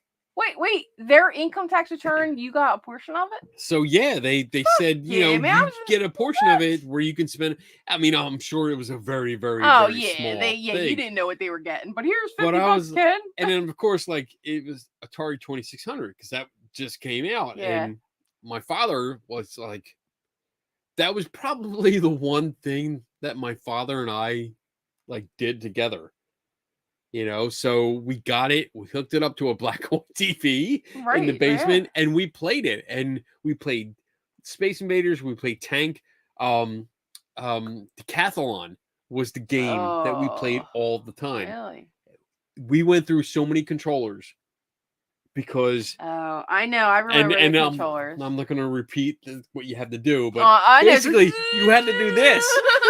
real fast and hit the button. And the rubber The piece from sleeve the Atari would pop always out. come off, It and would you had pop that out white after a plastic while, yeah. stick, and you The would white constantly do stick, this yep. because you're running and stuff. But I mean, that's one of my few good memories. You know, I did the same thing with Dragster. I broke controllers with Dragster I love Dragster. because you're trying to switch Adventure. gears. You know how you have to Yeah. switch gears at a certain time. Blew out. Adventure was my favorite game. Pitfall. Adventure, Pitfall was good. Pong. People Pong. are throwing names. Yeah, Pong in it, was yeah. good. Yeah, That was good. All right. Circus Atari. Yes, sir. Oh my Oh, god. remember? Tank. Remember Kaboom? Oh my Ah, god. Kaboom was the best. Put the Knockout. bombs out, baby. Knockout. Yeah. So I have. Wait, hold on. We're gonna have to get our Atari out tonight. When Kenny's trash, we're gonna be playing our old Atari games. So I have. Let's see. What do I have here? Oh, you have some? I have Pac-Man. Of course, we need Pac-Man. Raiders of the Lost Ark. There we go. I have Yar's Revenge. Yar's Revenge. Oh, And then, you ready for this? E.T., motherfuckers. Yeah. The worst video game of all time. That was the video game that killed Atari. We just watched this show on it. Oh my goodness. All right. What else we got? Okay, we You got to got go anything back. else? So we're going back to like some. That's okay. Here's a question from Bob. Other than Princess Leia, who is your favorite female Star Wars character? Rey. Star Wars character. So, other than Princess Leia, oh my god. I think yours is Rey. You really loved Rey when she came out. So, I mean, I had shit. How many other females were there? There really weren't that many. I didn't like Amidala or Padme.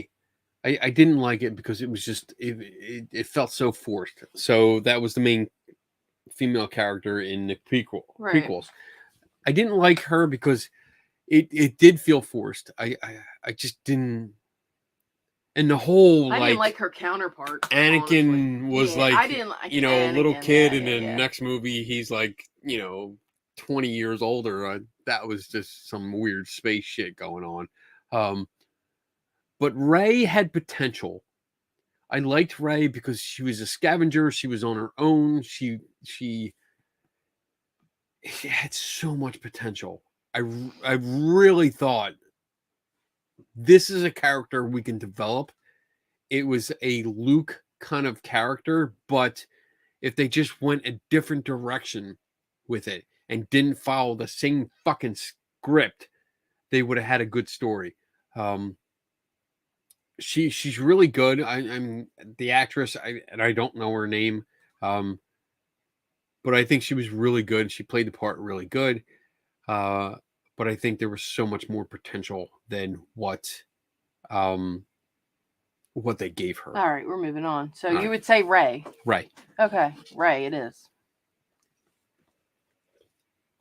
Who or what organization has been the most resistant to your scrutiny of the paranormal, spirit, cryptid, UFO? Oh my Hey, God. Rich. I would say the UFO people. I would have to go I there think with that. so. I think you're right. So I mean, there's organizations. The ghost people kind of just accept Kenny Biddle for what he is now. So for the most part. Now, when we talk ghost people, it's like a love-hate. Yeah. Right. There's really no middle ground. But the resistance, he's asking for more resistance to your scrutiny. Resistance to your scrutiny. So like, yes. It's definitely UFO people. So ghost people, let's go through them first. Ghost people are usually love or hate. And I think the people that actually talk to me and converse with me or engage with me understand, and they usually get to like me, I hope. And most of the people that don't or only see me online hate me. And then there's the greater percentage that have no freaking clue who I am. Right. Which is cool. But then we go to cryptids. I haven't really gone into cryptids much, which is mostly other than Bigfoot. Yeah. But we've done Bigfoot. I've dabbled in that a little bit, and I've gone to some of their conventions, and it's not really a big deal. I voice my opinion, and they're just okay. I've actually what's his name? Steve Coles. Steve Coles and I have gone back and forth. We have a love-hate relationship. Sometimes we're good, sometimes we're not. But I mean, I don't personally, I don't think he's a bad guy. I think he's a good guy personally. I just don't agree with a lot of the stuff that he promotes. When it comes to UFOs, we've gone to several UFO conferences, and yes, probably they are the most resistant to any kind of skeptical scrutiny. They are weird MFers, man. They're a breed all in itself. Of the big three, so ghost, cryptids, UFOs. Of the big three, UFO people are the worst. Yes. When it comes to critical thinking and just common sense and logic. The worst. And it's evident when you go to a conference and you interact with them and you ask simple questions, whereas the majority of ghost hunters will look at you and go, I don't know. And we can talk. Sometimes they hate me. Sometimes they engage. Most of the time they engage. When it comes to cryptids, I can talk. Eric Altman is a good friend of mine. A really good friend. I love Eric. And he's a Bigfoot researcher. And like we come down on opposite sides of that debate. But I love the guy dearly. And we can talk forever and we can have discussions, even while drunk. We can have good discussions and not get mad. But UFO people, I've never had a good experience. Nope. They don't. The only good experience is when I do not talk at all. Yeah, you just kind of if you haven't been to a UFO conference, you got to go. You got to just go to one and just sit in on what they talk about and walk around and see what they're selling and it's just ask them their stories. Yeah. Man, they're just like a different breed. And there's no offense to anybody out there. You guys are all awesome and you're all unique. The biases are strong with them. The cognitive biases, the cognitive dissonance. Oh my gosh. Yeah, we're okay. You answered Bob. You answered dissonance. Rich's question. We're gonna move on because we do have other questions. I just want to clarify. I am getting drunk for science. Yeah. There is a purpose to this, so I apologize in advance. All right. Moving on. John Guy. What's up, Guy? We're going to get John. We need to get John on. We need to I need to reach out to him. Well, I have reached out to him, but we need to get him on because he's got a book coming out. Okay. About critical thinking. We'll go to the question. We can talk to him. We can. What do you think is the most ridiculous pseudoscience? Mine is probably earthing. Can you clarify earthing? Because I'm not sure exactly what that is. Is that like grounding? Like when you hug a tree? Ridiculous pseudoscience. Ridiculous pseudoscience. Oh, are you gonna look it up, or are you just gonna stare at no, I'm thinking, and I'm talking at the same time because I hate dead air. So my first thought, doesn't pseudoscience just fall into the ridiculous category? So pseudoscience is basically non-science. It's when people present an idea or a concept as scientific, but they don't use scientific criteria. So the first thing, honestly, that comes to mind is flat Earth. Oh, yeah. Flat Earthers. And, I mean, if any flat Earthers are watching this, please go get a globe. I would... Go take the next ride on the awesome. on the rocket. That's awesome. Spend the $10,000 and take a rocket ride. The vomit comet. We are totally going to do that one day. Do it. I really need like a GoFundMe or something. Like, side note here, I need to be on the vomit comet. If you don't know what that is, look that shit up. Kenny needs to put a Superman suit on and fly. I need to have my full Superman costume, which I have on, so I can fly through the vomit comet. I really need it. And the last time I looked it up, I think it was like 10 grand or something 10? like that. I thought it was 5. Maybe it was 5. If I can raise 5 grand, Yeah, we life only will be need complete. 5. I don't need to do I it. just I would need- love to, but I don't need to. I just need video on your Exactly. phone of me in a costume, In a Superman Superman costume, just flying. literally flying I know. down. I know. Oh my god, it's almost making me cry because that would be my that's it. Like my life is complete. If I die, I'm happy. I'm like I'm good. I I'm good. completed everything I needed to complete. What was the question? You Put that answered back it. up. Here we go. What right. is your Oh, what is your favorite Star Wars movie? So, I hope you don't think it's cliche, but I'm going with Empire. Empire was just the best of the series, the entire saga, because it had everything. It had the drama, it had the family, the friends, the action. It had the climatic, and then disappointing, and not disappointing, but the climatic ending where the bad guys were ahead. And it was awesome. I mean, everything about that film was just awesome. I love it. Empire was the best. A close second and almost a tie, I think, is Rogue One. Yeah, Because that's exactly what Redman Rogue said, yeah. One. Okay, stop. Yeah. All right, so everyone is right. Yeah, everybody got that one right. Rogue One was just awesome. It was awesome, and I want to extend that to the Mandalorian, and what they're doing with that. The Mandalorian and most of the Book of Boba Fett, which eventually became Mandalorian season 3, shows what should have been. So yeah, I really love Empire is my favorite. That's the one I.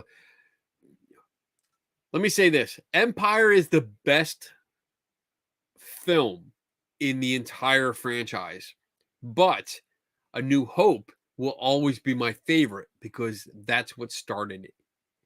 So it's kind of like, so I have two vices that really, like, when I'm feeling down, or if I'm feeling like lost or overwhelmed, there's a few things that I go to.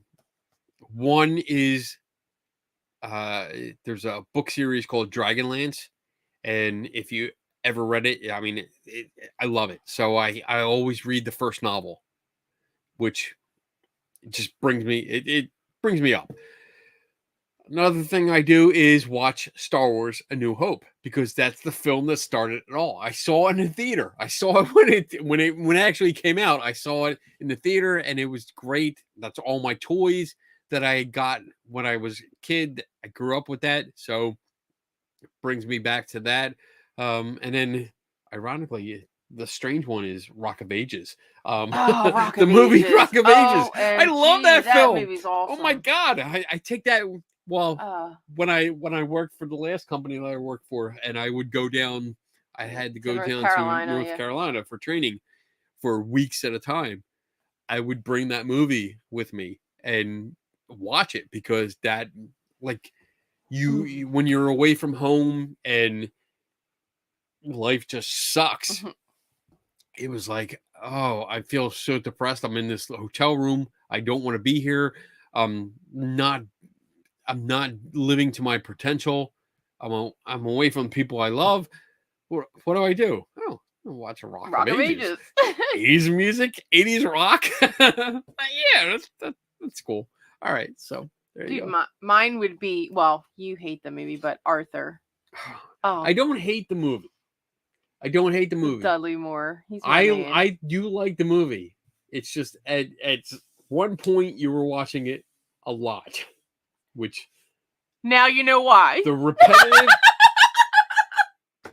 so repetitive, and then me thinking, because of who I am, the way I think, I'm like, why you keep watching this? Like, why is your life so bad that you keep watching this over and over? Is it me? Sometimes I like Why it is just it me? because I want to laugh. Should I be here? Like, tonight would be a great night to watch it. Oh my god, I would die of suffocation. That, and I love Dogma. Dogma is a good movie too. I Yeah. love that one. Dogma is a good movie. Kevin Smith, Oh fucking love yeah. you. Oh, Yeah. all right. It's the books that you read, it's Dragon Lance. Right? Dragon Lance. Lance. Tiffany, I think you wrote Dragon Lance. It's Lance, like Dragon Lance. Lance. So yeah, there's specifically there's a character called Tanis that I relate to heavily, and he's a mixed breed, so he's like half elven, half human, and Kenny's an elf. half Half elf. half elf. And half So human. because his Do name you is have actually pointy ears? Tanis half elven. That's his name. Half Yes, elven. he has semi-pointed Okay. ears. And his best friend is Flint Fireforge. Which is Fire for Flint Fire Force. Flint Fire. Don't laugh at my idols. All right, your No, mic wait, is wait, gone. that Your is mic is gone. It's an awesome fucking name, Flint, Flint Fire Fireforge. Force. He's a dwarf. You use Flint to make fire. That's an awesome fucking name. Flint Fire Force. I love these. I love these novels. These are I've read. So there's the Chronicles and Legends, and the Chronicles are three volumes by Tracy Hickman and Margaret Weiss. So Spaceballs is there too. Spaceballs is awesome. Chronicles is 3 volumes. Legends is a continuation, which is also 3 volumes, and I've read those 6 books. Lots 3, of 4 times. dozen times at least, over and over again. Yeah, not when he was married to me. Way before that. No. Totally what I was married to you. Is that why they're in our bedroom right now? Like, Yes. did you move them all in there? Maybe I Holy should read. shit. Maybe I should read the first Woosah. book. Okay. I hope you guys are enjoying this. I know, It really right? is. This Enjoy is like this. all over. This is very little paranormal tonight, but I hope you guys are enjoying this. We can bring it back a little bit. Here we go. Here, Jay here has a question. Damn, this stuff is strong because this screen is blurry. I know you're feeling really, really good. And I mean, it might be because of glasses. Oh, yeah, there it is. may Look at that. All right, so Oh, Jay. wait, hold Hey, on, Jay. hold on. Is Jay new? Jay looks new. I don't. We need to take a break soon. Oh my God, it's 10:15. Okay, What? yeah, I think we need a We went second. over. Do we need a pre-break? Do we need a second break, guys? Do 'Cause we have can- more questions? All right. How do you feel? All right. So you know what? Let's do this. I'm gonna play the question or the commercial again. We'll go back to this. Yeah. We'll bring this back up. I'm gonna Yeah. play the commercial again. We'll do a pee break because now that I think about it, I have to go. Yeah, there you go. So, And then we'll come back. so we'll do a If that's second okay. commercial 'cause break, We guys. still have a second commercial break. We'll come back, Tiff. So I'm gonna slip this in here. If anyone Slip has a commercial, Sorry. stop distracting me. If somebody has a commercial that's like 15 to 20 seconds that is in line with this show, it's very important. In line with this show, please send it to me. A video commercial that I can incorporate. That I can incorporate. All right, I'm John, gonna play it I'm again. gonna let it go for 3 hours tonight, just so you guys get off my Oh my head. god! All right, here we go. Commercial break. We'll be Commercial back. break. We'll be back in 3 minutes and some seconds Whatever. from Figure it now. out. Hey everyone, this is my store based on the theme of science and skepticism. It's here that you can find all kinds of shirts and hoodies, yoga pants, tote bags, the fanny packs I know you guys love, masks and pillows, all with science and skepticism as the theme. I even have hoodies for your pets. That's right, your dog or cat can wear one of these things. I also have a general store that sells more inspirational quotes or, drinking stuff because I like that kind of thing. I also have a store set up for our 3 Tortured Souls podcast, which we do Saturday nights. You can find shirts and Tim Vickers' favorite drinking vessel, the mug. I also have a store tailored a little bit more towards my ghost hunting friends, Paranormal by I Am Kenny Biddle. These are shirts and quotes that are a little bit more on the ghost hunting side, especially this one, Translucent Perished Beings. Ghosts. That's my favorite. So if you're interested, head on over to teespring.com/stores/scientific skepticism by IAKB and check it out. 3 tortured souls. Are you tortured by what you see and hear about the paranormal field?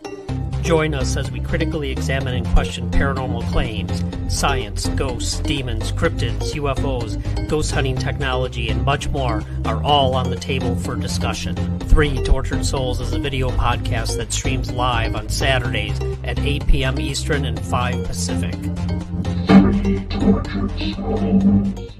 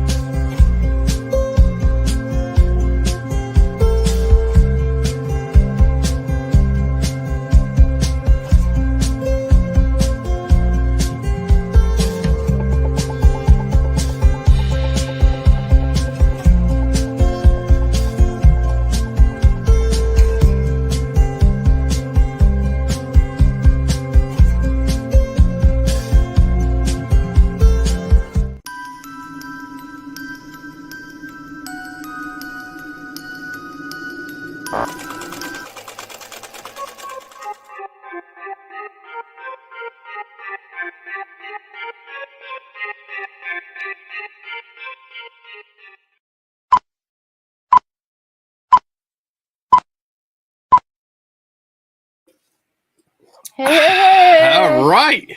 We are back. We are into hour 3. Bob, it is not going to be a 4-hour show. No. Stop. I'm not going to last that long because I got shit to do. I'm going to do another shot. You're gonna do another one? Yeah. So Bob, he's drinking cruising. Oh, cruising. So this is hurricane proof?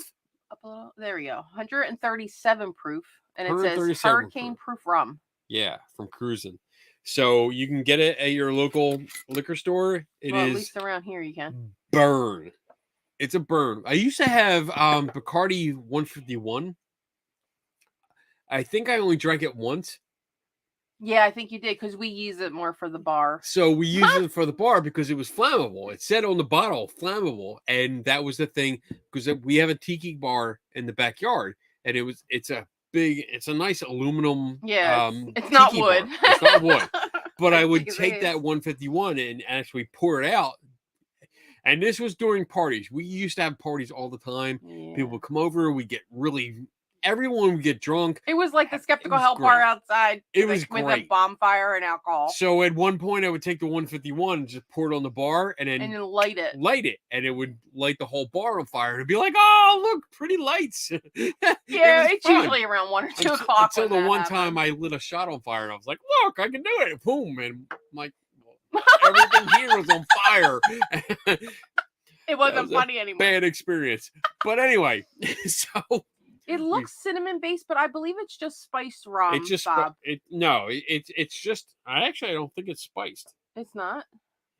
I need It's the got the glasses. spiced color. It looks so it says distilled and blended by Cruisin' International St. Louis. So it doesn't I think it's more golden rum than actually because you have clear rum, you have golden rum, you have spiced rum. Well, does it taste cinnamony? No. Okay, so- Cinnamony? Well, cinnamon. He No. asked if it's cinnamon based. I It said doesn't no. it doesn't taste cinnamon. It tastes like fire. I know you can't um, have cinnamon, Bob, right? You're allergic to cinnamon? I think. It tastes like fire. tastes like fire, so Kenny's gonna do it again. I mean, you have this. So people that partake in different liquors, liqueurs, Cordials. this This smells more like a whiskey than a rum to me. But take into account that I'm used to spiced rum. So when you open a bottle of Kraken, I know. Yeah, I'm like, Kraken. Yeah, that's my drink. We call a flaming Chewbacca. There Captain, you go. Oh, you call the drink flaming Trevor. That's I Chewbacca. like that. Captain Morgan, especially like 100. Captain Morgan 100 is pretty good. I like that. I like the higher content, the higher proof. Yeah, you know what? Maybe Kenny's after starting to this throw a shot, little, Bob, I we hope, should rum. we should take the serum and see. So, we can do all it right.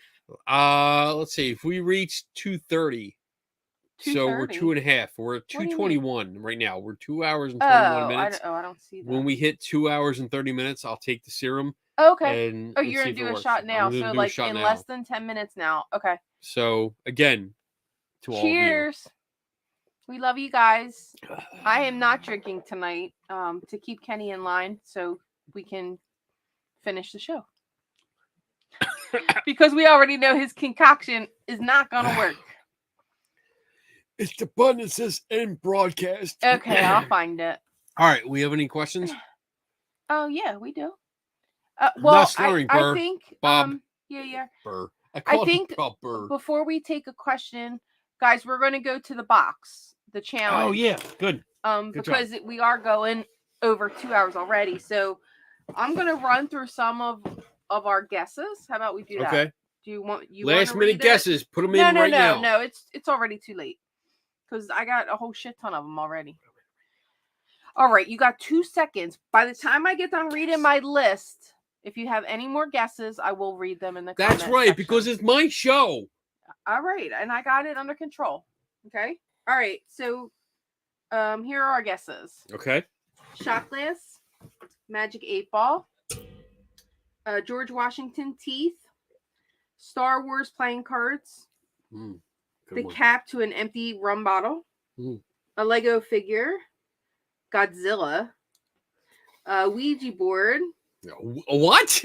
A Ouija board? Really? Somebody said it. That would be Jimmy said that. John's missing H. That might be in there. You know what? Half the fun of this is the comments. I like know, that. right? That's right? awesome. John missing H. Ping pong ball. Well, we already talked about the raccoon penis. I'm sorry, Ben, that's not in there. The razor. A razor, I guess. A planchette. Okay. A shrunken Zach Baggins in a box. Is there such a thing? If there is, please send it to me. Girl Scout cookies. That would just be blasphemy to put a Girl Scout cookie in a box, especially when they're so expensive. You just got to eat them. A Pokemon card. Letter from the board behind you, like you're never stop learning. Oh, okay. So somebody said that, the letter. Mixtape of your favorite Zach Baggin quotes. You guys are inventive. I like that. A stale marshmallow peep. Yeah. And then good, what do we have here? Okay. A comic, a keychain. Yeah, make sure you put guess. The word guess in front of your guess. I don't see anything else, so Okay. I think we got them all. All right. So I'm gonna reveal board. it. Oh, okay. So a foldable Ouija board. I get that. Okay. Foldable. Oh, okay. Can we talk about John's extraneous H? No, we're not going into that. No, it's a secret. Only the people inside the circle Tiffany, know. if I'm missing something, say it now. Okay. Atari game. Okay. I read everything I wrote down. So if you didn't hear your guess, put it out there. Yeah, you got I'm going to give you 15 seconds because I think there's like a 10-second or so delay with Facebook. So yeah, I thought I got them all, but it's a possibility I missed them. We were having a fun night. That's good. The evil H. Travel Ouija. Like those little I get it. Oh, yeah, check- those tiny little boards. They have a travel and Ouija, Tom? That would be cool. Do they have one of those? That would be cool. Let's look that up. Oh my gosh, that would be so neat to have with the little baby planchette, playing it in the car. Travel. Souls of the Oh my Damned. God. That's a guess. Okay. This 137 proof is really hitting me hard. Oh, look at this! Oh, Holy he just crap! made it up. Is there one? Tom's like, I Travel don't know. I Ouija just made it board. up. What is this? Donna's this? stash. Etsy. No, it isn't big enough for that, Oh. Tiffany. No, look at this. We're gonna share the screen. Okay, hold on. Let me see. Let's share the screen. This is so cool. Look at these little cute little things. Look at them. It's in like a mint can. Oh, that is a mint can. Oh, they made a board to put in there. Look at that, a mini Ouija. A traveling Ouija. Oh, I want this so bad. Oh, we can make this. We can make this. Yeah, I can make this. We can make this. Oh, it's got a little. It's got. I what is can that, make like a little bead? planchette. Probably it's like a bead. Like you remember the Yeah, ones I showed you? I was doing the I other like day. that. I can make it that. Oh, I Diane, like you that. still there? I like that so much. Diane, if you're in the house, you're on this. This is all you, baby. Oh, we need a mini we're gonna do this. traveling Ouija for Lucky Tiki Creations, and then we'll sell to all you We're guys. gonna do this. We can do it. Look at this. They have like kits. Oh my goodness. What we're gonna what have the to see hell what's is in all there. this? What does it say? Mini tarot card deck, mini All Ouija seeing board, eye. mini palm reader cards. Oh, is that what they it's are? A psychic spell kit. Little it says. palmistry cards. Oh, look, it's a tarot deck. It's just a mini one that all fits in the little tin. Oh my goodness. For $12? Oh, All right. Well, I'm not making that. Oh, I'm but getting this. I can make. I'm getting this. I'm gonna save this. All right. Yeah. Let's not. All We're right, not I'm shopping gonna- right now. Okay, yeah. guys. I'm now that totally we- buying this after Dude, the show. damn it. All right. Dude, you guys know that we're fucking impulsive people. Stop throwing shit like that at us. Make one, I'll order one. Um. Let's see. Bob, what you can message me, Kenny. What does that mean? Bob. You So can our message. souls. No, Bob. All right, so I'm Oh, gonna make open this one. up. I'll order it. Okay. All right. Yeah. You ready? Wait until Lucky Tiki makes it. I'll make a new commercial. No more guesses. No, this is it. We're opening No the more box. guesses. None. They don't count after this. So I'm gonna open up. Here we go. Open the lid. Da, da, da. There we go. What is it? Grandma hugging somebody? Wait. No, it is a vintage box. Flash cubes. Flash cubes for your cameras. for your camera, for your old your film, cameras. cameras. Yes, flash cubes. That's Oh, right. You can nobody see them. got it right. You can see them in the top there. Come on, guys, flash you gotta cubes. start getting this shit right so I get the shit out of my house. 4 flashes per cube. Come back next week. I think. Maybe Is there any Donna over will there? pick something to put in the box. Now you're really in trouble. I think I threw them all downstairs because I have a whole vintage camera collection. You are old. Fuck you, Redman. Guess it's a flash cubes. Thanks, John Kennedy. Oh, my you guys are goodness. so funny. All right. Is there anything else we have to do? We're gonna go back to the question we had before the break. Okay. Here we go. We're gonna do this one. Jay, how do you feel about television shows like Most Haunted that shows the audience a narrative like a figure in a bedroom, even though the witness said they had a feeling of a presence? What is seen by viewers is different from what the witnesses say. So, as I take that, I would say that the show Most Haunted already has a reputation for being a really shitty show. But this is deception at its best. It's showing one thing, and let's see, the witnesses say that they had a feeling. What is seen by the viewers is different from what the witnesses say. So the witnesses that are there at the time when they're filming, they're giving one account, and then what is shown on the program is a different account. So there's a problem. There's a problem there because we're only getting what's edited. So they edit the film, they edit the footage, and they give us what they want us to see, which usually means that we're going to see footage that supports like a more ghostly or paranormal kind of conclusion. But with Most Haunted, they have a reputation of showing something that is just really, really bad and has small details in there where you can figure out, okay, they had a static cam at the time. So by static cam, I mean a camera that was on a tripod that was standing still at the time.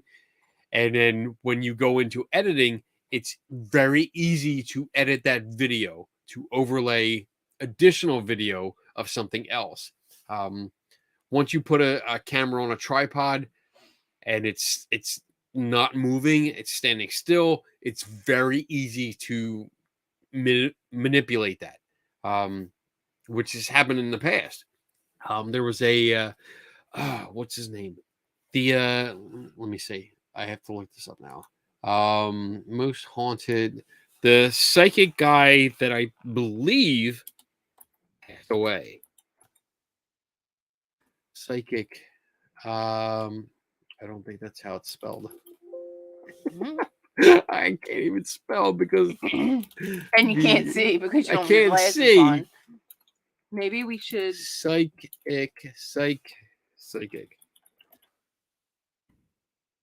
So Most Haunted psychic. No. Why did it come up with zodiac sign? Most Haunted. So it's up to you if somebody gives me the answer. I'm looking. Let's see. Derek.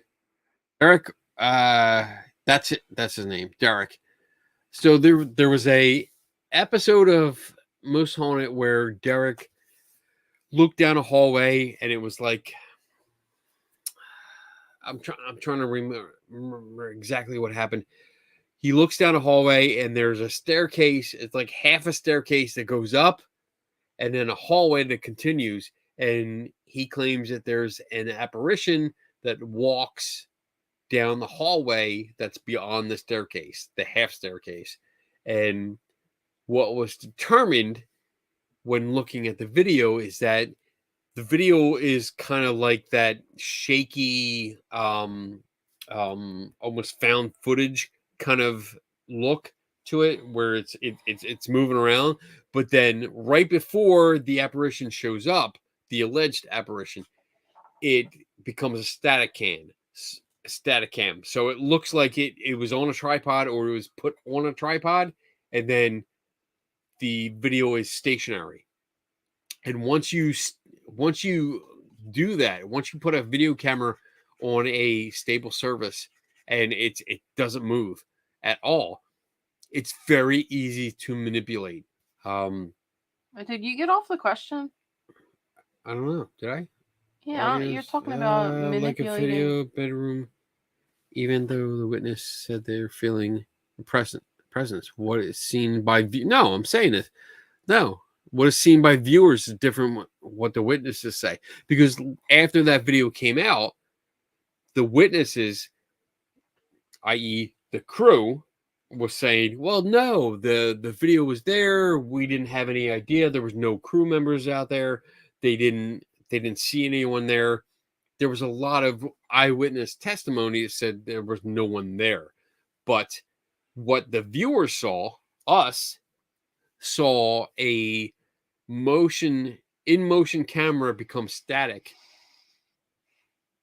for the apparition. Okay. And when you do that, that allows for manipulation. Okay. Okay. I'm glad There we you go. cleared that up. Yeah.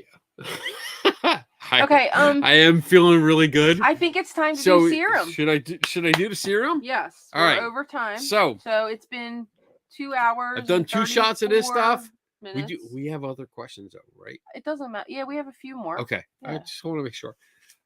So I've done 2 shots of this, which is what this homeopathic rum remedy was made from.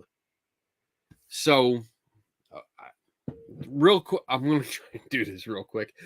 basically I took a drop of this and put it into a cup, mixed it with 100 drops of this distilled water, Yep.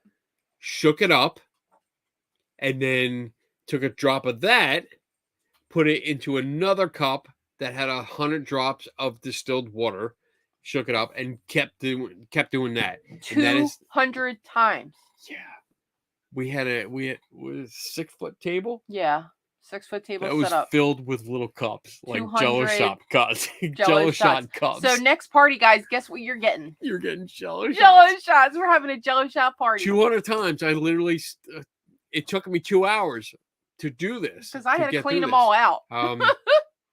So I followed the procedure exactly how homeopathic people said you do this. So I need now, Donna. Can you come on camera? Yeah. Okay, I'm gonna put Donna on camera because I'm gonna use this in the video. There we go. Hi, guys. Hey. All right. So, as part of this experiment, I need to ask you: am I sufficiently drunk? Can you ask anybody out there? Oh, okay, guys. Do you think Kenny is sufficiently intoxicated? So as far as I'm concerned, alcoholism. Say that right? Alcoholism is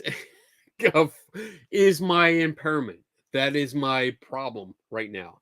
That is you are the problem. impaired. I am impaired. Mhm. I'm drunk. Yes. I'm intoxicated. Intoxicated. That's my problem right now. Hey, I need a guys. cure from that. So this 200C, Yes. which means this has been diluted 200 times Yeah. with the process that I just explained. Me too. I think he needs another drink. And according to homeopathic procedures, like is cures slurring. Cures like. Yes. Yes. And that's why we tried to do it with alcohol. Because Right. what better way to try? What better excuse is there to get drunk than for science? Exactly. Yeah, I think that was my idea, So, wasn't it? Yeah. Let's do it with alcohol. We use this, and this will be part of the video, earlier in the video Mhm. that will be published later. We use this Mhm. to get drunk.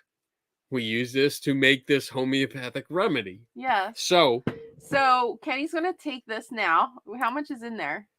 there's Is not it a, 100 there's not a lot. drops? There's not a lot. There's probably, I don't know if you can see this. It's not a lot. No, it looks It's like about it may be 100 a teaspoon or so. Yeah, it's very small because again, remember it was always 1 drop into 100 drops And mixed then up, and then 1 drop taken out into to go right into the next into another one. one. Right. 200 So, times. That's What a you lot. would do is I take can't believe he sat there and fucking did it. It was a waste of fucking time for me. I wouldn't have done it. I think it took him like 4 hours. That it was- took him a while. yeah, it was like between we're gonna be generous and say 2 and 4 hours. John says, how long does the homeopathic remedy take to take effect? How long does it take? There is no The next day? question clarification mark. of that. Yeah, what? And anything will cure it There's next no day. No clarification. John of that. Kennedy says 3 days. I mean, it's.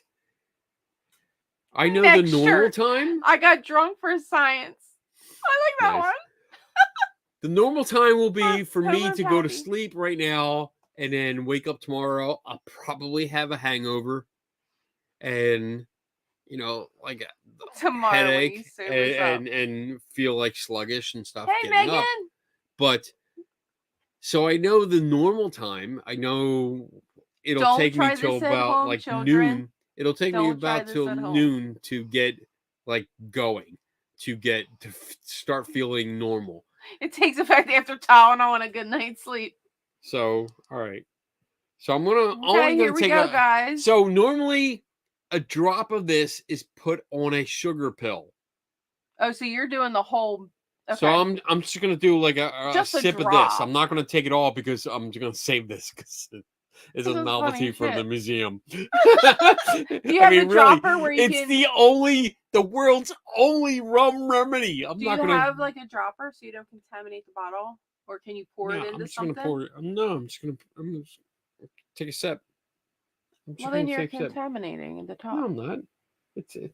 No, Kenny germs are okay. Oh, Kenny germs are okay, guys. Go ahead. Okay. How do you feel, Kenny? All right. So it tasted like water. Okay. Did I say that right? Water. Water. It tastes like water. I'm trying to say it like normal people, not Philly Normal people. people. Water. Water. Tastes like water. Water. Water. Water. I say Water. water. All right. Tastes like water. Water. If this works, we're all gonna die. We are. You know what? Because no, the Beatles are gonna become famous if this works because I'm selling this shit. No, you're not. I am. Fuck that. If this works, shit, yeah. I am. I'm gonna lock Kenny up in a dungeon until he makes a whole batch of it for everybody. Bitch. And then we're gonna sell it for $49.99 for a little bottle. You only need 2 drops. Hold on. I don't see No. a difference yet. Are you feeling better? Oh, fucked up. No, I'm looking. I think it messed him up So even more. I'm looking at the screens. He's not focusing. I can see the pictures, but I can't read the writing. And like I'm talking like the big writing. I can't read that. Guys, at I swear all. to God, I am sober tonight. I am drinking lemonade. Like Crystal So- Light. I am sober. We're gonna keep going until I think the what are we show at? is 2:42. our therapy. Oh my This is God. our weekly therapy session. Me and Kenny just let it all out I here. can't believe there's still 17 after 2 Megan and hours Taryn. Hi, Taryn. Hey, Taryn. Hey, how's Facebook jail, Taryn? Right? Dude, I could box it and put it in with the Ouija. Sell for $50. You're right. Well, I don't. Yeah. I'm that's a so good deal. amazed that of all the people that I piss off, I've never been in Facebook jail. I know. And these people just do it all the time. Taryn says something silly and gets Megan, I put love jail. you, sweetie. I said that before, and then I said hi to Taryn. Taryn's in jail. It just happens. I think once you're in jail, I think you just got red flags. I on think your Taryn. name. Well, Taryn. I did talk to Taryn. She said something in jest, and it was pretty much like what Melissa said. Taryn is upset because Rob won't let her be used for medical research. Okay, whatever you do on your own weird porno sites or whatever, that's your business. Steve, Steve has been in jail 7 times for what, Steve? Steve. So Like, Facebook what the jail. hell do you Look, do, buddy? you guys Like, need what? to understand. Facebook has community standards. You cannot type things that imply harm to others. You can't do that. Like even in joking or in jest, you can't do that because the community standards are based on more family values and being friendly and being nice and not being hostile to each other. I know it's a joke, and there's things that I say sometimes that Steve is her favorite spirit I animal. probably say the worst things to my friends. More bad? That's not even a thing. More bad than I say to people that I don't like. Worse. But you can't say them on Facebook. So if you're commenting, I understand good, what Steve. you're doing. You're being sarcastic. Good. And I understand sarcasm. It's totally a skill of mine. You can't, but you can't do it. and you can't quote movies. You can't do anything that says that you're going to do any kind of harm on somebody else. But I was like, he is so drunk, and I am loving it. He is trash. I am trashed. And I'm this homeopathic medicine isn't fucking working. It's not working right now. Not at all. Can you do the nose test? Okay, you can do that. So you're still kind of with it. Professional. How about that? Professional alcohol. Professional. All right. Do we have any more questions? Because Um, I'm in the mood. I'm in the mood to just talk. I'm kind of scared. Of We what? have a question. Here we go. Here's a Bob question. Of the following sci-fi franchises, which is your least favorite? Two favorite: Lord of the Rings, Harry Potter, so he wants you to Matrix, put them Back in to a the Future. category. This is a good Oh. question. I All right. haven't watched Lord of the Rings, so I can't even put that in a So, category. Least Jurassic Park. favorite: I fucking hate that movie. Lord of the Rings, Jurassic Park, Harry Potter. Boo. Back to the Future, and then Matrix. So no, wait, switch that. Matrix, Harry Potter, Back to the Future. So Back to the Future is your top, Yes. and I think Harry Potter belongs. I in there, have. too. And I'm Matrix Back would to be the third. Future is my favorite of that of the choices you provided. I agree, Tiff. I agree. Even though it has its flaws, it's just good. It's a wholesome movie. It's the kind of film that you can watch. You can watch that whole trilogy, and if you think about it, there's no cell phones. It's personal interactions. It's great. I can't put Lord of the Rings in there, John. I haven't. Lord of the watched Rings. it. I just you know what? I'm not dissing it. It's a good film. It's a good film series, but Megan it's put just a lot not. out I've there, never too. So been you're into changing it up now. Labyrinth. And the Goonies. Goonies. You're putting more stuff into it. Yeah. Goonies. Oh my god. Goonies would have to be top of my No. list. Back to the Future is still above Goonies. Back to the Future, the original Back to the Future, it got crazy after a while. Like I didn't like The them first- all. Back to the Future just had again. Goonies is the same way. Goonies had that adventure spirit. It was a that's bunch why of it was kids so going out cool. there. No phones. They didn't have any phones, no smartphones, no Google, no internet. Megan, They went out there. It was a true adventure. So yeah, it really does have a special place. I mean, And Kenny's I watch it all the time, especially I mean Sloth with the Superman shirt. I mean, fuck yeah. I know, right? Hello, I'm gonna watch that. Sloth, Sloth of junk. Yeah, I'm totally into that. Candy bar. I mean, yeah, baby, woo. Stop. I love it. Stop or take Love my it. camera off. I can't do this. I'm trying to read these questions. I love Sloth. My Back God, to the he was Future awesome. franchise is the worst. So a friend of mine that occasionally popped up on here, we go back and forth, and we've done trivia. Joe Downey. We used to work together, so when we would work late nights, so there was like one night a week where I would work late, he would work late till like 8 or 9 o'clock at night, and the entire night was filled with Back to the Future trivia. And it was literally like, okay, Back to the Future 3.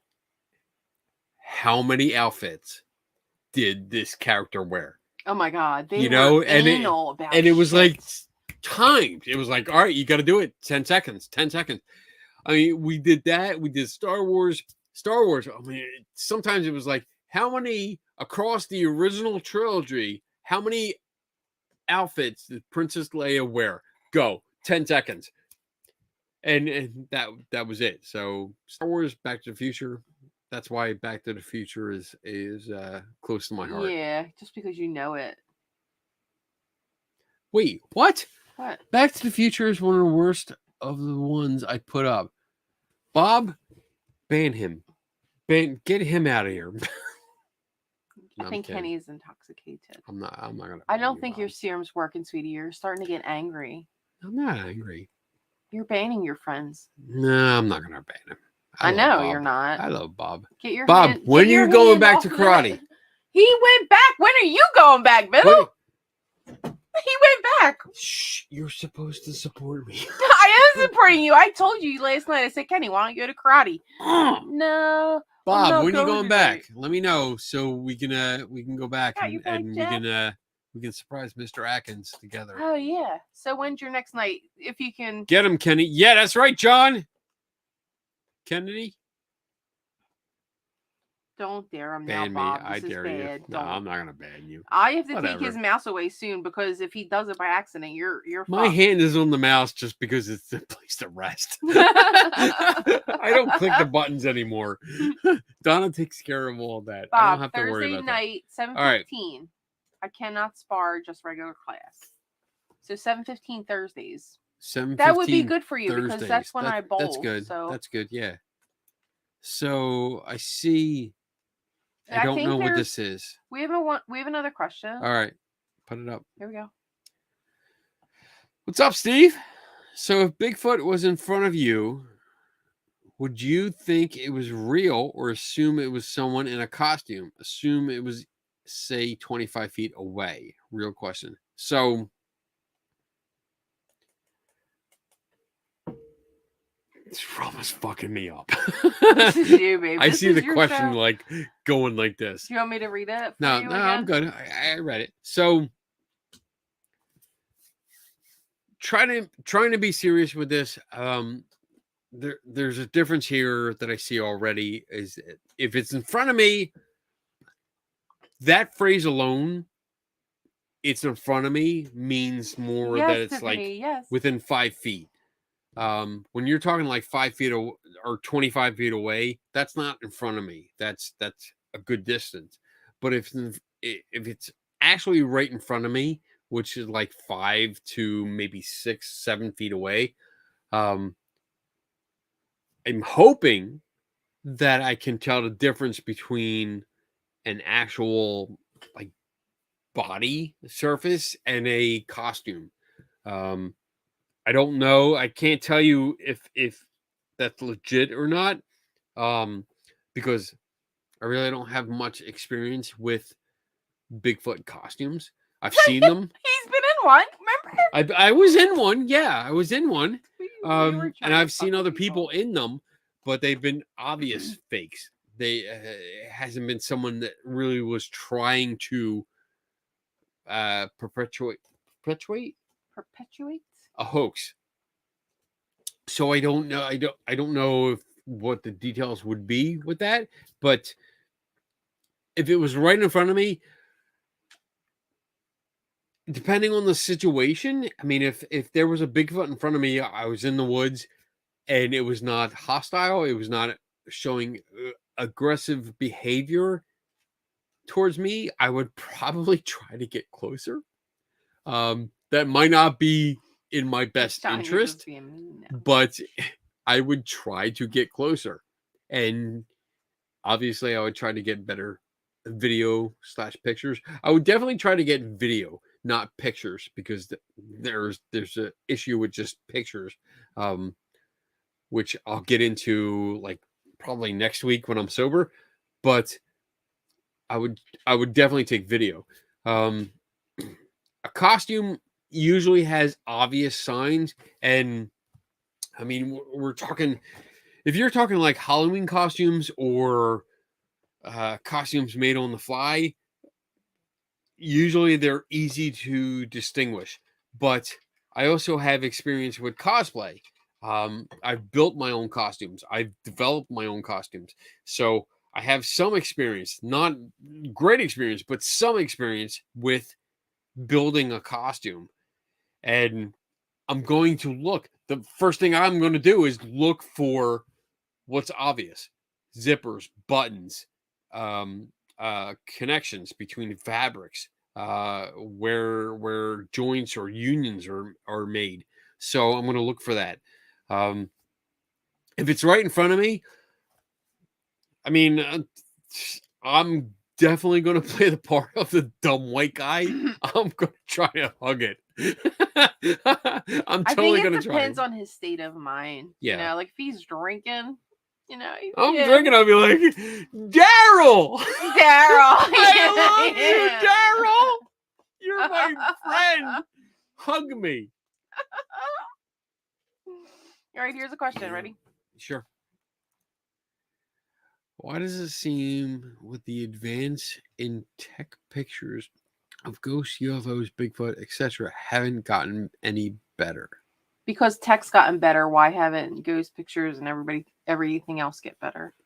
Because we're A society that is diehard on believing in ghosts and the spirit world. That's why. there you go. Boom. All right, done with that. I mean no, that's pretty good. Your tech is advanced where the picture clarity is much better, much clearer. The clarity is just phenomenal. It's beautiful. And we are used to like 1970s, 1980s VHS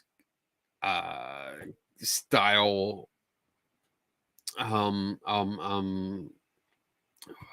crap, I'm having a brain fart. Kenny's intoxicated. Resolution. Oh, That's it. resolution. We're used to Oh, crap. VHS resolution, which is very low.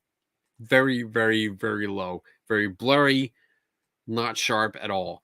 The Patterson Gimlin film of the Bigfoot, very low quality.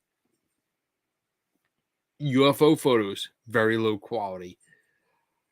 Ghost videos are usually taken on very low quality. Nothing is taken on high def, like ultra high def, 4K, 8K video, where we can really meticulously look at the details.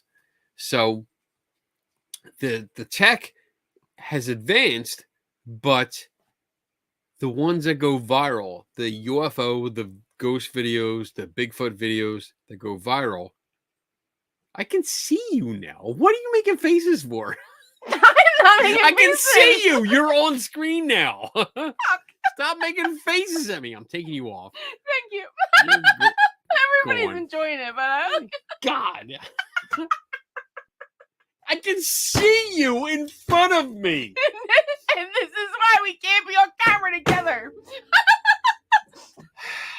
I wasn't making faces. I was actually I'm trying to read the chat and pay attention to you at the same time. I'm not confident that's what you were doing. Seriously, I am.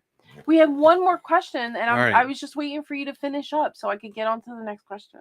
So I think the ones that go viral, the photos and videos that go viral, are meant to be low resolution so that it inspires more fear mongering and mystery mongering than actual investigation.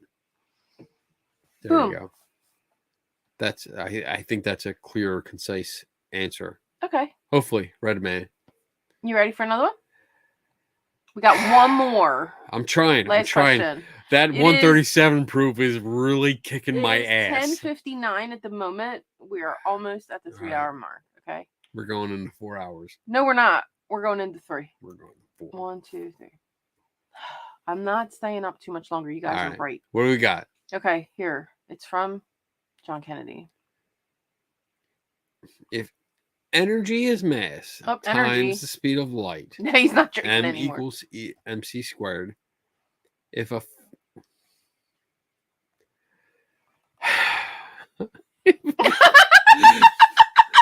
fuck you, John. Do you know the Muffin Man? Get there yet? Oh, my I didn't even God. finish the question. If a 5-car subway train is traveling at 30 miles per hour from New York to San Diego, do you know the Muffin Man? Purple. Next question. What do we got? We done? Hold on, wait. We done? Almost, because wait here, John. John without an H. John without an H. How do you feel about? You gotta read that. Okay. How do you feel that we have entered into the 4th hour after you said we weren't having a 4th hour?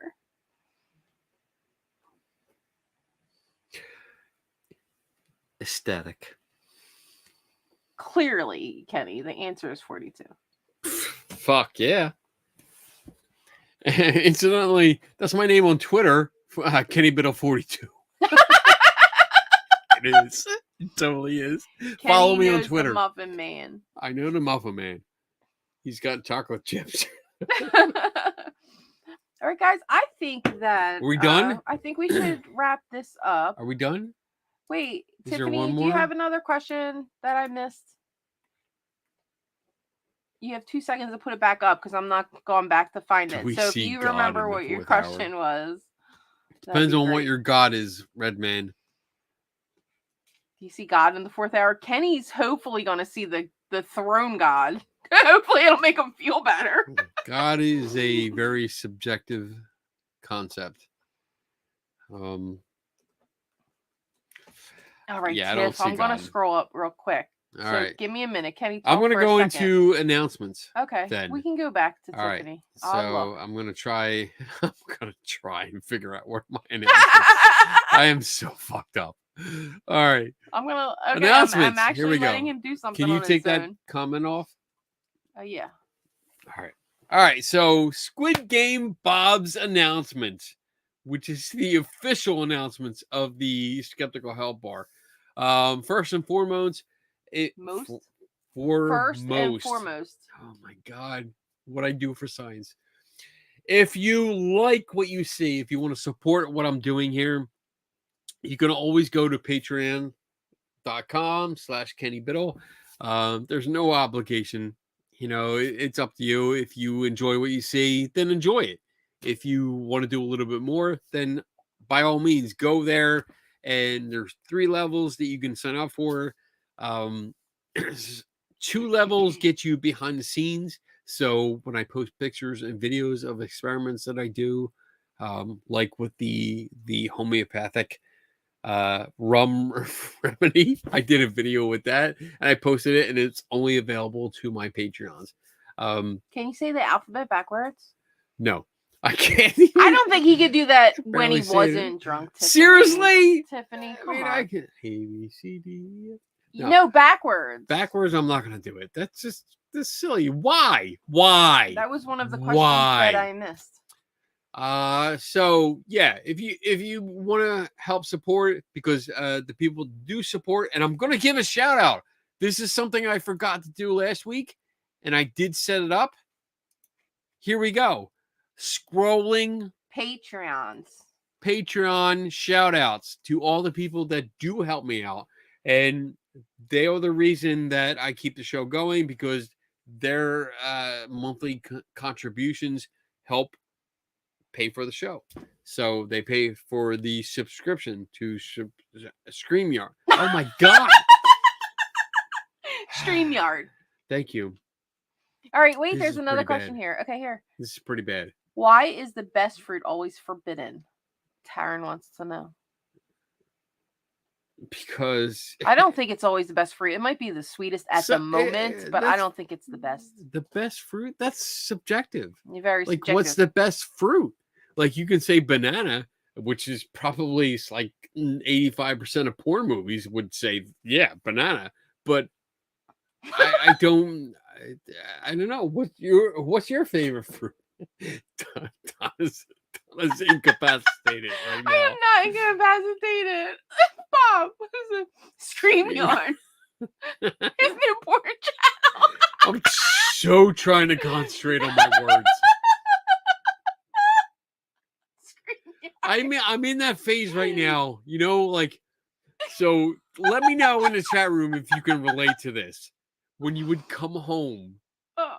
when you lived at home, you're not living on your own, but you lived at home and you were drunk and you were like, I'm going to walk in and be like, I am not drunk. I went out and had fun tonight. I had fun. I'm going to bed right now. And you like beelined it right to your bedroom. So you would, it was obvious to everyone you were drunk. But you really tried.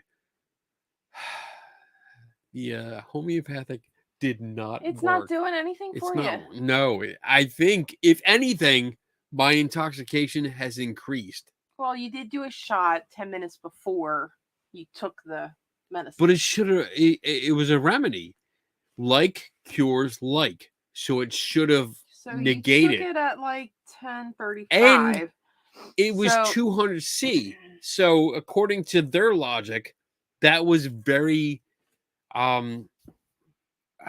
potent. That's the word. Potent. It was very potent. It was as far as I could see, 200 C is the most potent that they suggest. I don't want to say prescribe because they don't prescribe drugs. No, it's a suggested. Because it's not drugs. Whatever. It's not even medicine.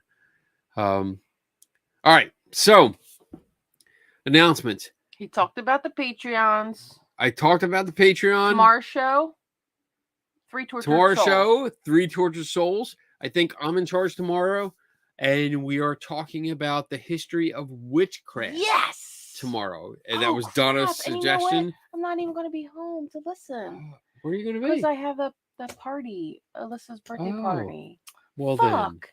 That sucks for you. OMG. I'm going to enjoy it. I got to do some studying. Yeah, I did. I actually started studying today, and I can probably give you a hint that there's going to be a lot of death. It is the history of witchcraft is is filled with a lot of death. And it's not funny. I know I keep you laughing. can talk about that tomorrow. All right, we're going to talk about tomorrow. So, in July 23rd, we have Para-Unity Expo coming up. Kenny will be set up. I'll be set up. Come out and visit. Keep going. Yeah, August 19th to 21st, the Gettysburg Battlefield Bash. If you're not there, you're not square. I mean, that's the place to be. What? No, be there or be square. Don't be. You totally fucked that one up. Damn it! You had to call me out on that. We could have just let it go. 3 Tortured Souls tomorrow night. Para-Unity Expo is going to be fun. Caveat to that: about a week before that conference, I am scheduled to do a debate discussion, more of a discussion with Jason Halls online on the Para-Unity Facebook page. So more details later. And then August 19th to 21st, Gettysburg Battlefield Bash, best paranormal conference ever. Yeah. I mean, honestly, it really is. We have so much fun there. Yeah. The people are really nice for the most part. Like 98% of the people are really friendly and fun. It's just a great time. We have a great time.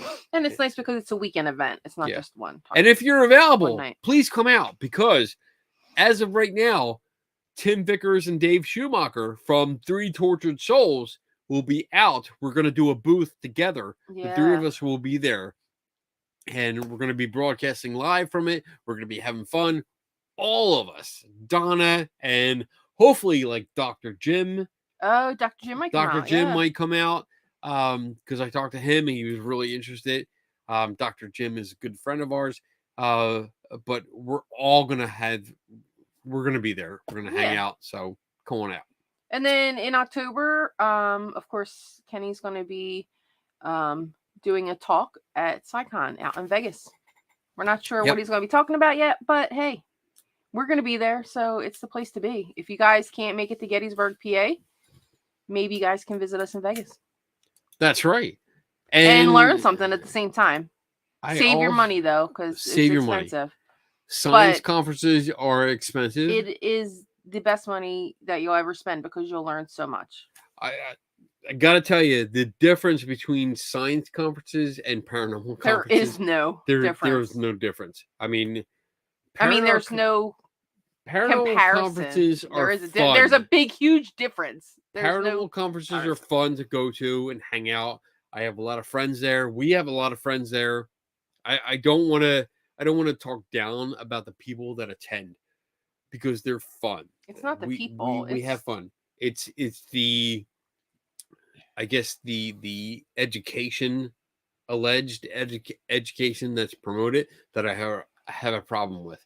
We don't go to Paracons to get educated. Right. We go to SciCon to get educated. Yes. Science conferences, you're dealing with people that this is their life. Their life's work is put into this. So when you attend lectures and workshops, you are getting from people that have dealt with the topic for 10, 20, 30, 40, 50 years. And it's their profession. It's not just a hobby that they do like every so often. It is their profession. It is their main goal, their main purpose in life. So really awesome. I mean, I really have no words to describe it. It's just awesome, and I'm honored to be invited every year to come out and be a part of that. So love it. Paranormal Brew, March 9th. Yes, thank you, Megan. I need to add that. So March 9th, I will be a guest on Paranormal Brew, and we will be talking about a specific thing that we touched on in this episode, in this 4-hour episode. Yeah. We're going to go in more depth and talk a lot more, so tune into that. What else we got? Did I change? Did I change that? I changed it. Oh, you changed because it. I was Good. sick of seeing them, and we Oh, good. talked about them already. All right, good. So we're good. We're Yeah. done, right? Where do I order Drunk Kenny for my show? I told John we'd talk about it. We'll talk shop later. What? John Kennedy wants to order Drunk Kenny for his show. Like a personal appearance? That's expensive. That's expensive. I'm expensive. I have needs. What do you? Rum? Doesn't SciCon have their info up? She said it doesn't have So, any info. Let me Where see. is it? Kenny can find it for you, Tiff. Hold on. Even though you're intoxicated. Let's see. SciCon. Here, you want some lemonade? Maybe they'll knock some of that rum out of you. 2021. 22, sweetie. Oh, we're in 22. Here, take some lemonade. Wait, I gotta take away Tiffany that says too. it's on their Facebook page. Oh wait, I put 200 numbers. All right. So I don't think the website is live right now. Oh, it's not up yet. So it looks like the last thing is because You know I think what? they're still scheduling They're everyone. probably still scheduling it, but we do know the dates. So Because it's so the issue is that it was whether it would happen or not. I think is still teetering or was still teetering because of COVID. But now that we're getting more states that are on the all clear, it's going full steam ahead. So more information will be coming. Yeah. But So the dates are keep there, checking back. and it will be at the Flamingo. So if you're looking to Come out and book visit. that's where it's going to be. It'll be at the Flamingo, which that is we a know of. great Yeah. hotel right in the Where's middle of the where's the strip. magazine? It's awesome. It's right. Oh, it's right It's got that new there the it new is. part of the strip where So you can party hard and not I have to would- cross the street. So the Flamingo, where they held it before Yeah, it was, at the Flamingo, and it was probably the best place was they've the best ever place held to it. have it. Because you can literally go outside of the doors of the Flamingo, and it's that strip. Yeah, it's that a you were new, talking about. the new It's strip like, they put in. It's It's off the strip. I forget what they call it. off the strip. I don't. It's where remember the big name. wheel is. The big The Ferris wheel. Ferris wheel is right there. It's almost like you come out the doors of the Flamingo, you turn the corner, Mhm. and it's right there. And And that's probably the place where I got the most drunk of my entire life. Yes, and we're definitely going to do that again. So anybody that comes out, we're going to take an hour ride on the Ferris wheel. Get the car with us. Yes. And dude, this is going to be so much fun. We're definitely going to do this. So if you guys come out, it's an hour ride around and it is an unlimited bar. You pay Yes. for you pay an one price for one unlimited ticket to get on. drinks. And you can literally go to the bartender like I did and say, hey, I want a rum and Coke. No Coke. And all night. For the all next night. hour. It was only an hour, but by the time we got to the top, I think everybody was shit-faced with the, I mean. Luckily, we took pictures. Yeah. Because that's the only way we remembered. It was like the best what night happened. though. Anyway, all right, so let's wrap this up because I'm feeling really good. Yeah, guys. And I'm gonna come. My God, there's a lot of comments I missed.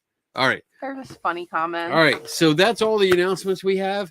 Everybody loved the show. Thanks, guys, for hanging out with us this long. I know we lost some people, but it's all good. It's all good. I mean, we went an hour. Oh my God, an hour and 15 minutes, 16 minutes over our normal time, and yeah, I mean, I understand that I'm really drunk right now, but it's part of an experiment that we were doing. So I apologize if you don't like this, but yeah, it's on not the other always hand, like this, yeah. it's actually part of an experiment that we're doing that's going to appear in another video soon, which probably will be embarrassing, but it does have impact and it will affect how people see homeopathic medicine. I put that in quotes. And then other than that, Maybe Tiff, maybe I can get him to order a pizza now. I can go for pizza. Can you order it? No. Why not? Because you can do that. But I'll just eat peanut butter. see, Tiff, the alcohol had no All right. effect on the picking up the phone and ordering a fucking pizza phobia. Shush. Let me get the video queued up. Where is it? There it is. All right, Outro. guys. All We're right. gonna try to do this. Guys, have a good weekend. Be safe. Be kind. Yeah, just be nice. Be nice to everyone. You don't know what people are going through. You don't know what kind of shitty day they had. So just be nice. Yeah, be nice. That's it. If someone's a dick, walk away. Oh, and in Kenny's words, never stop learning. You stole my line. I didn't know You if you were seriously gonna get stole to my it. line. You stole my line. God, I didn't know if you were going to get to it. No, I'm always going to go to that. How do I I'm know always that? I'm because sorry. drunk All people right. go to what they know. Okay, go ahead, Kenny. This is your show. I Finish don't it wanna up. do it now. That's I'm pouting, kidding. Kenny. I'm kidding. Be safe and remember, Go ahead. never stop learning. Good I'll night, see you. all. I'll see you next week. It's a great show. We'll see you next week. Yeah. Bye. Bye.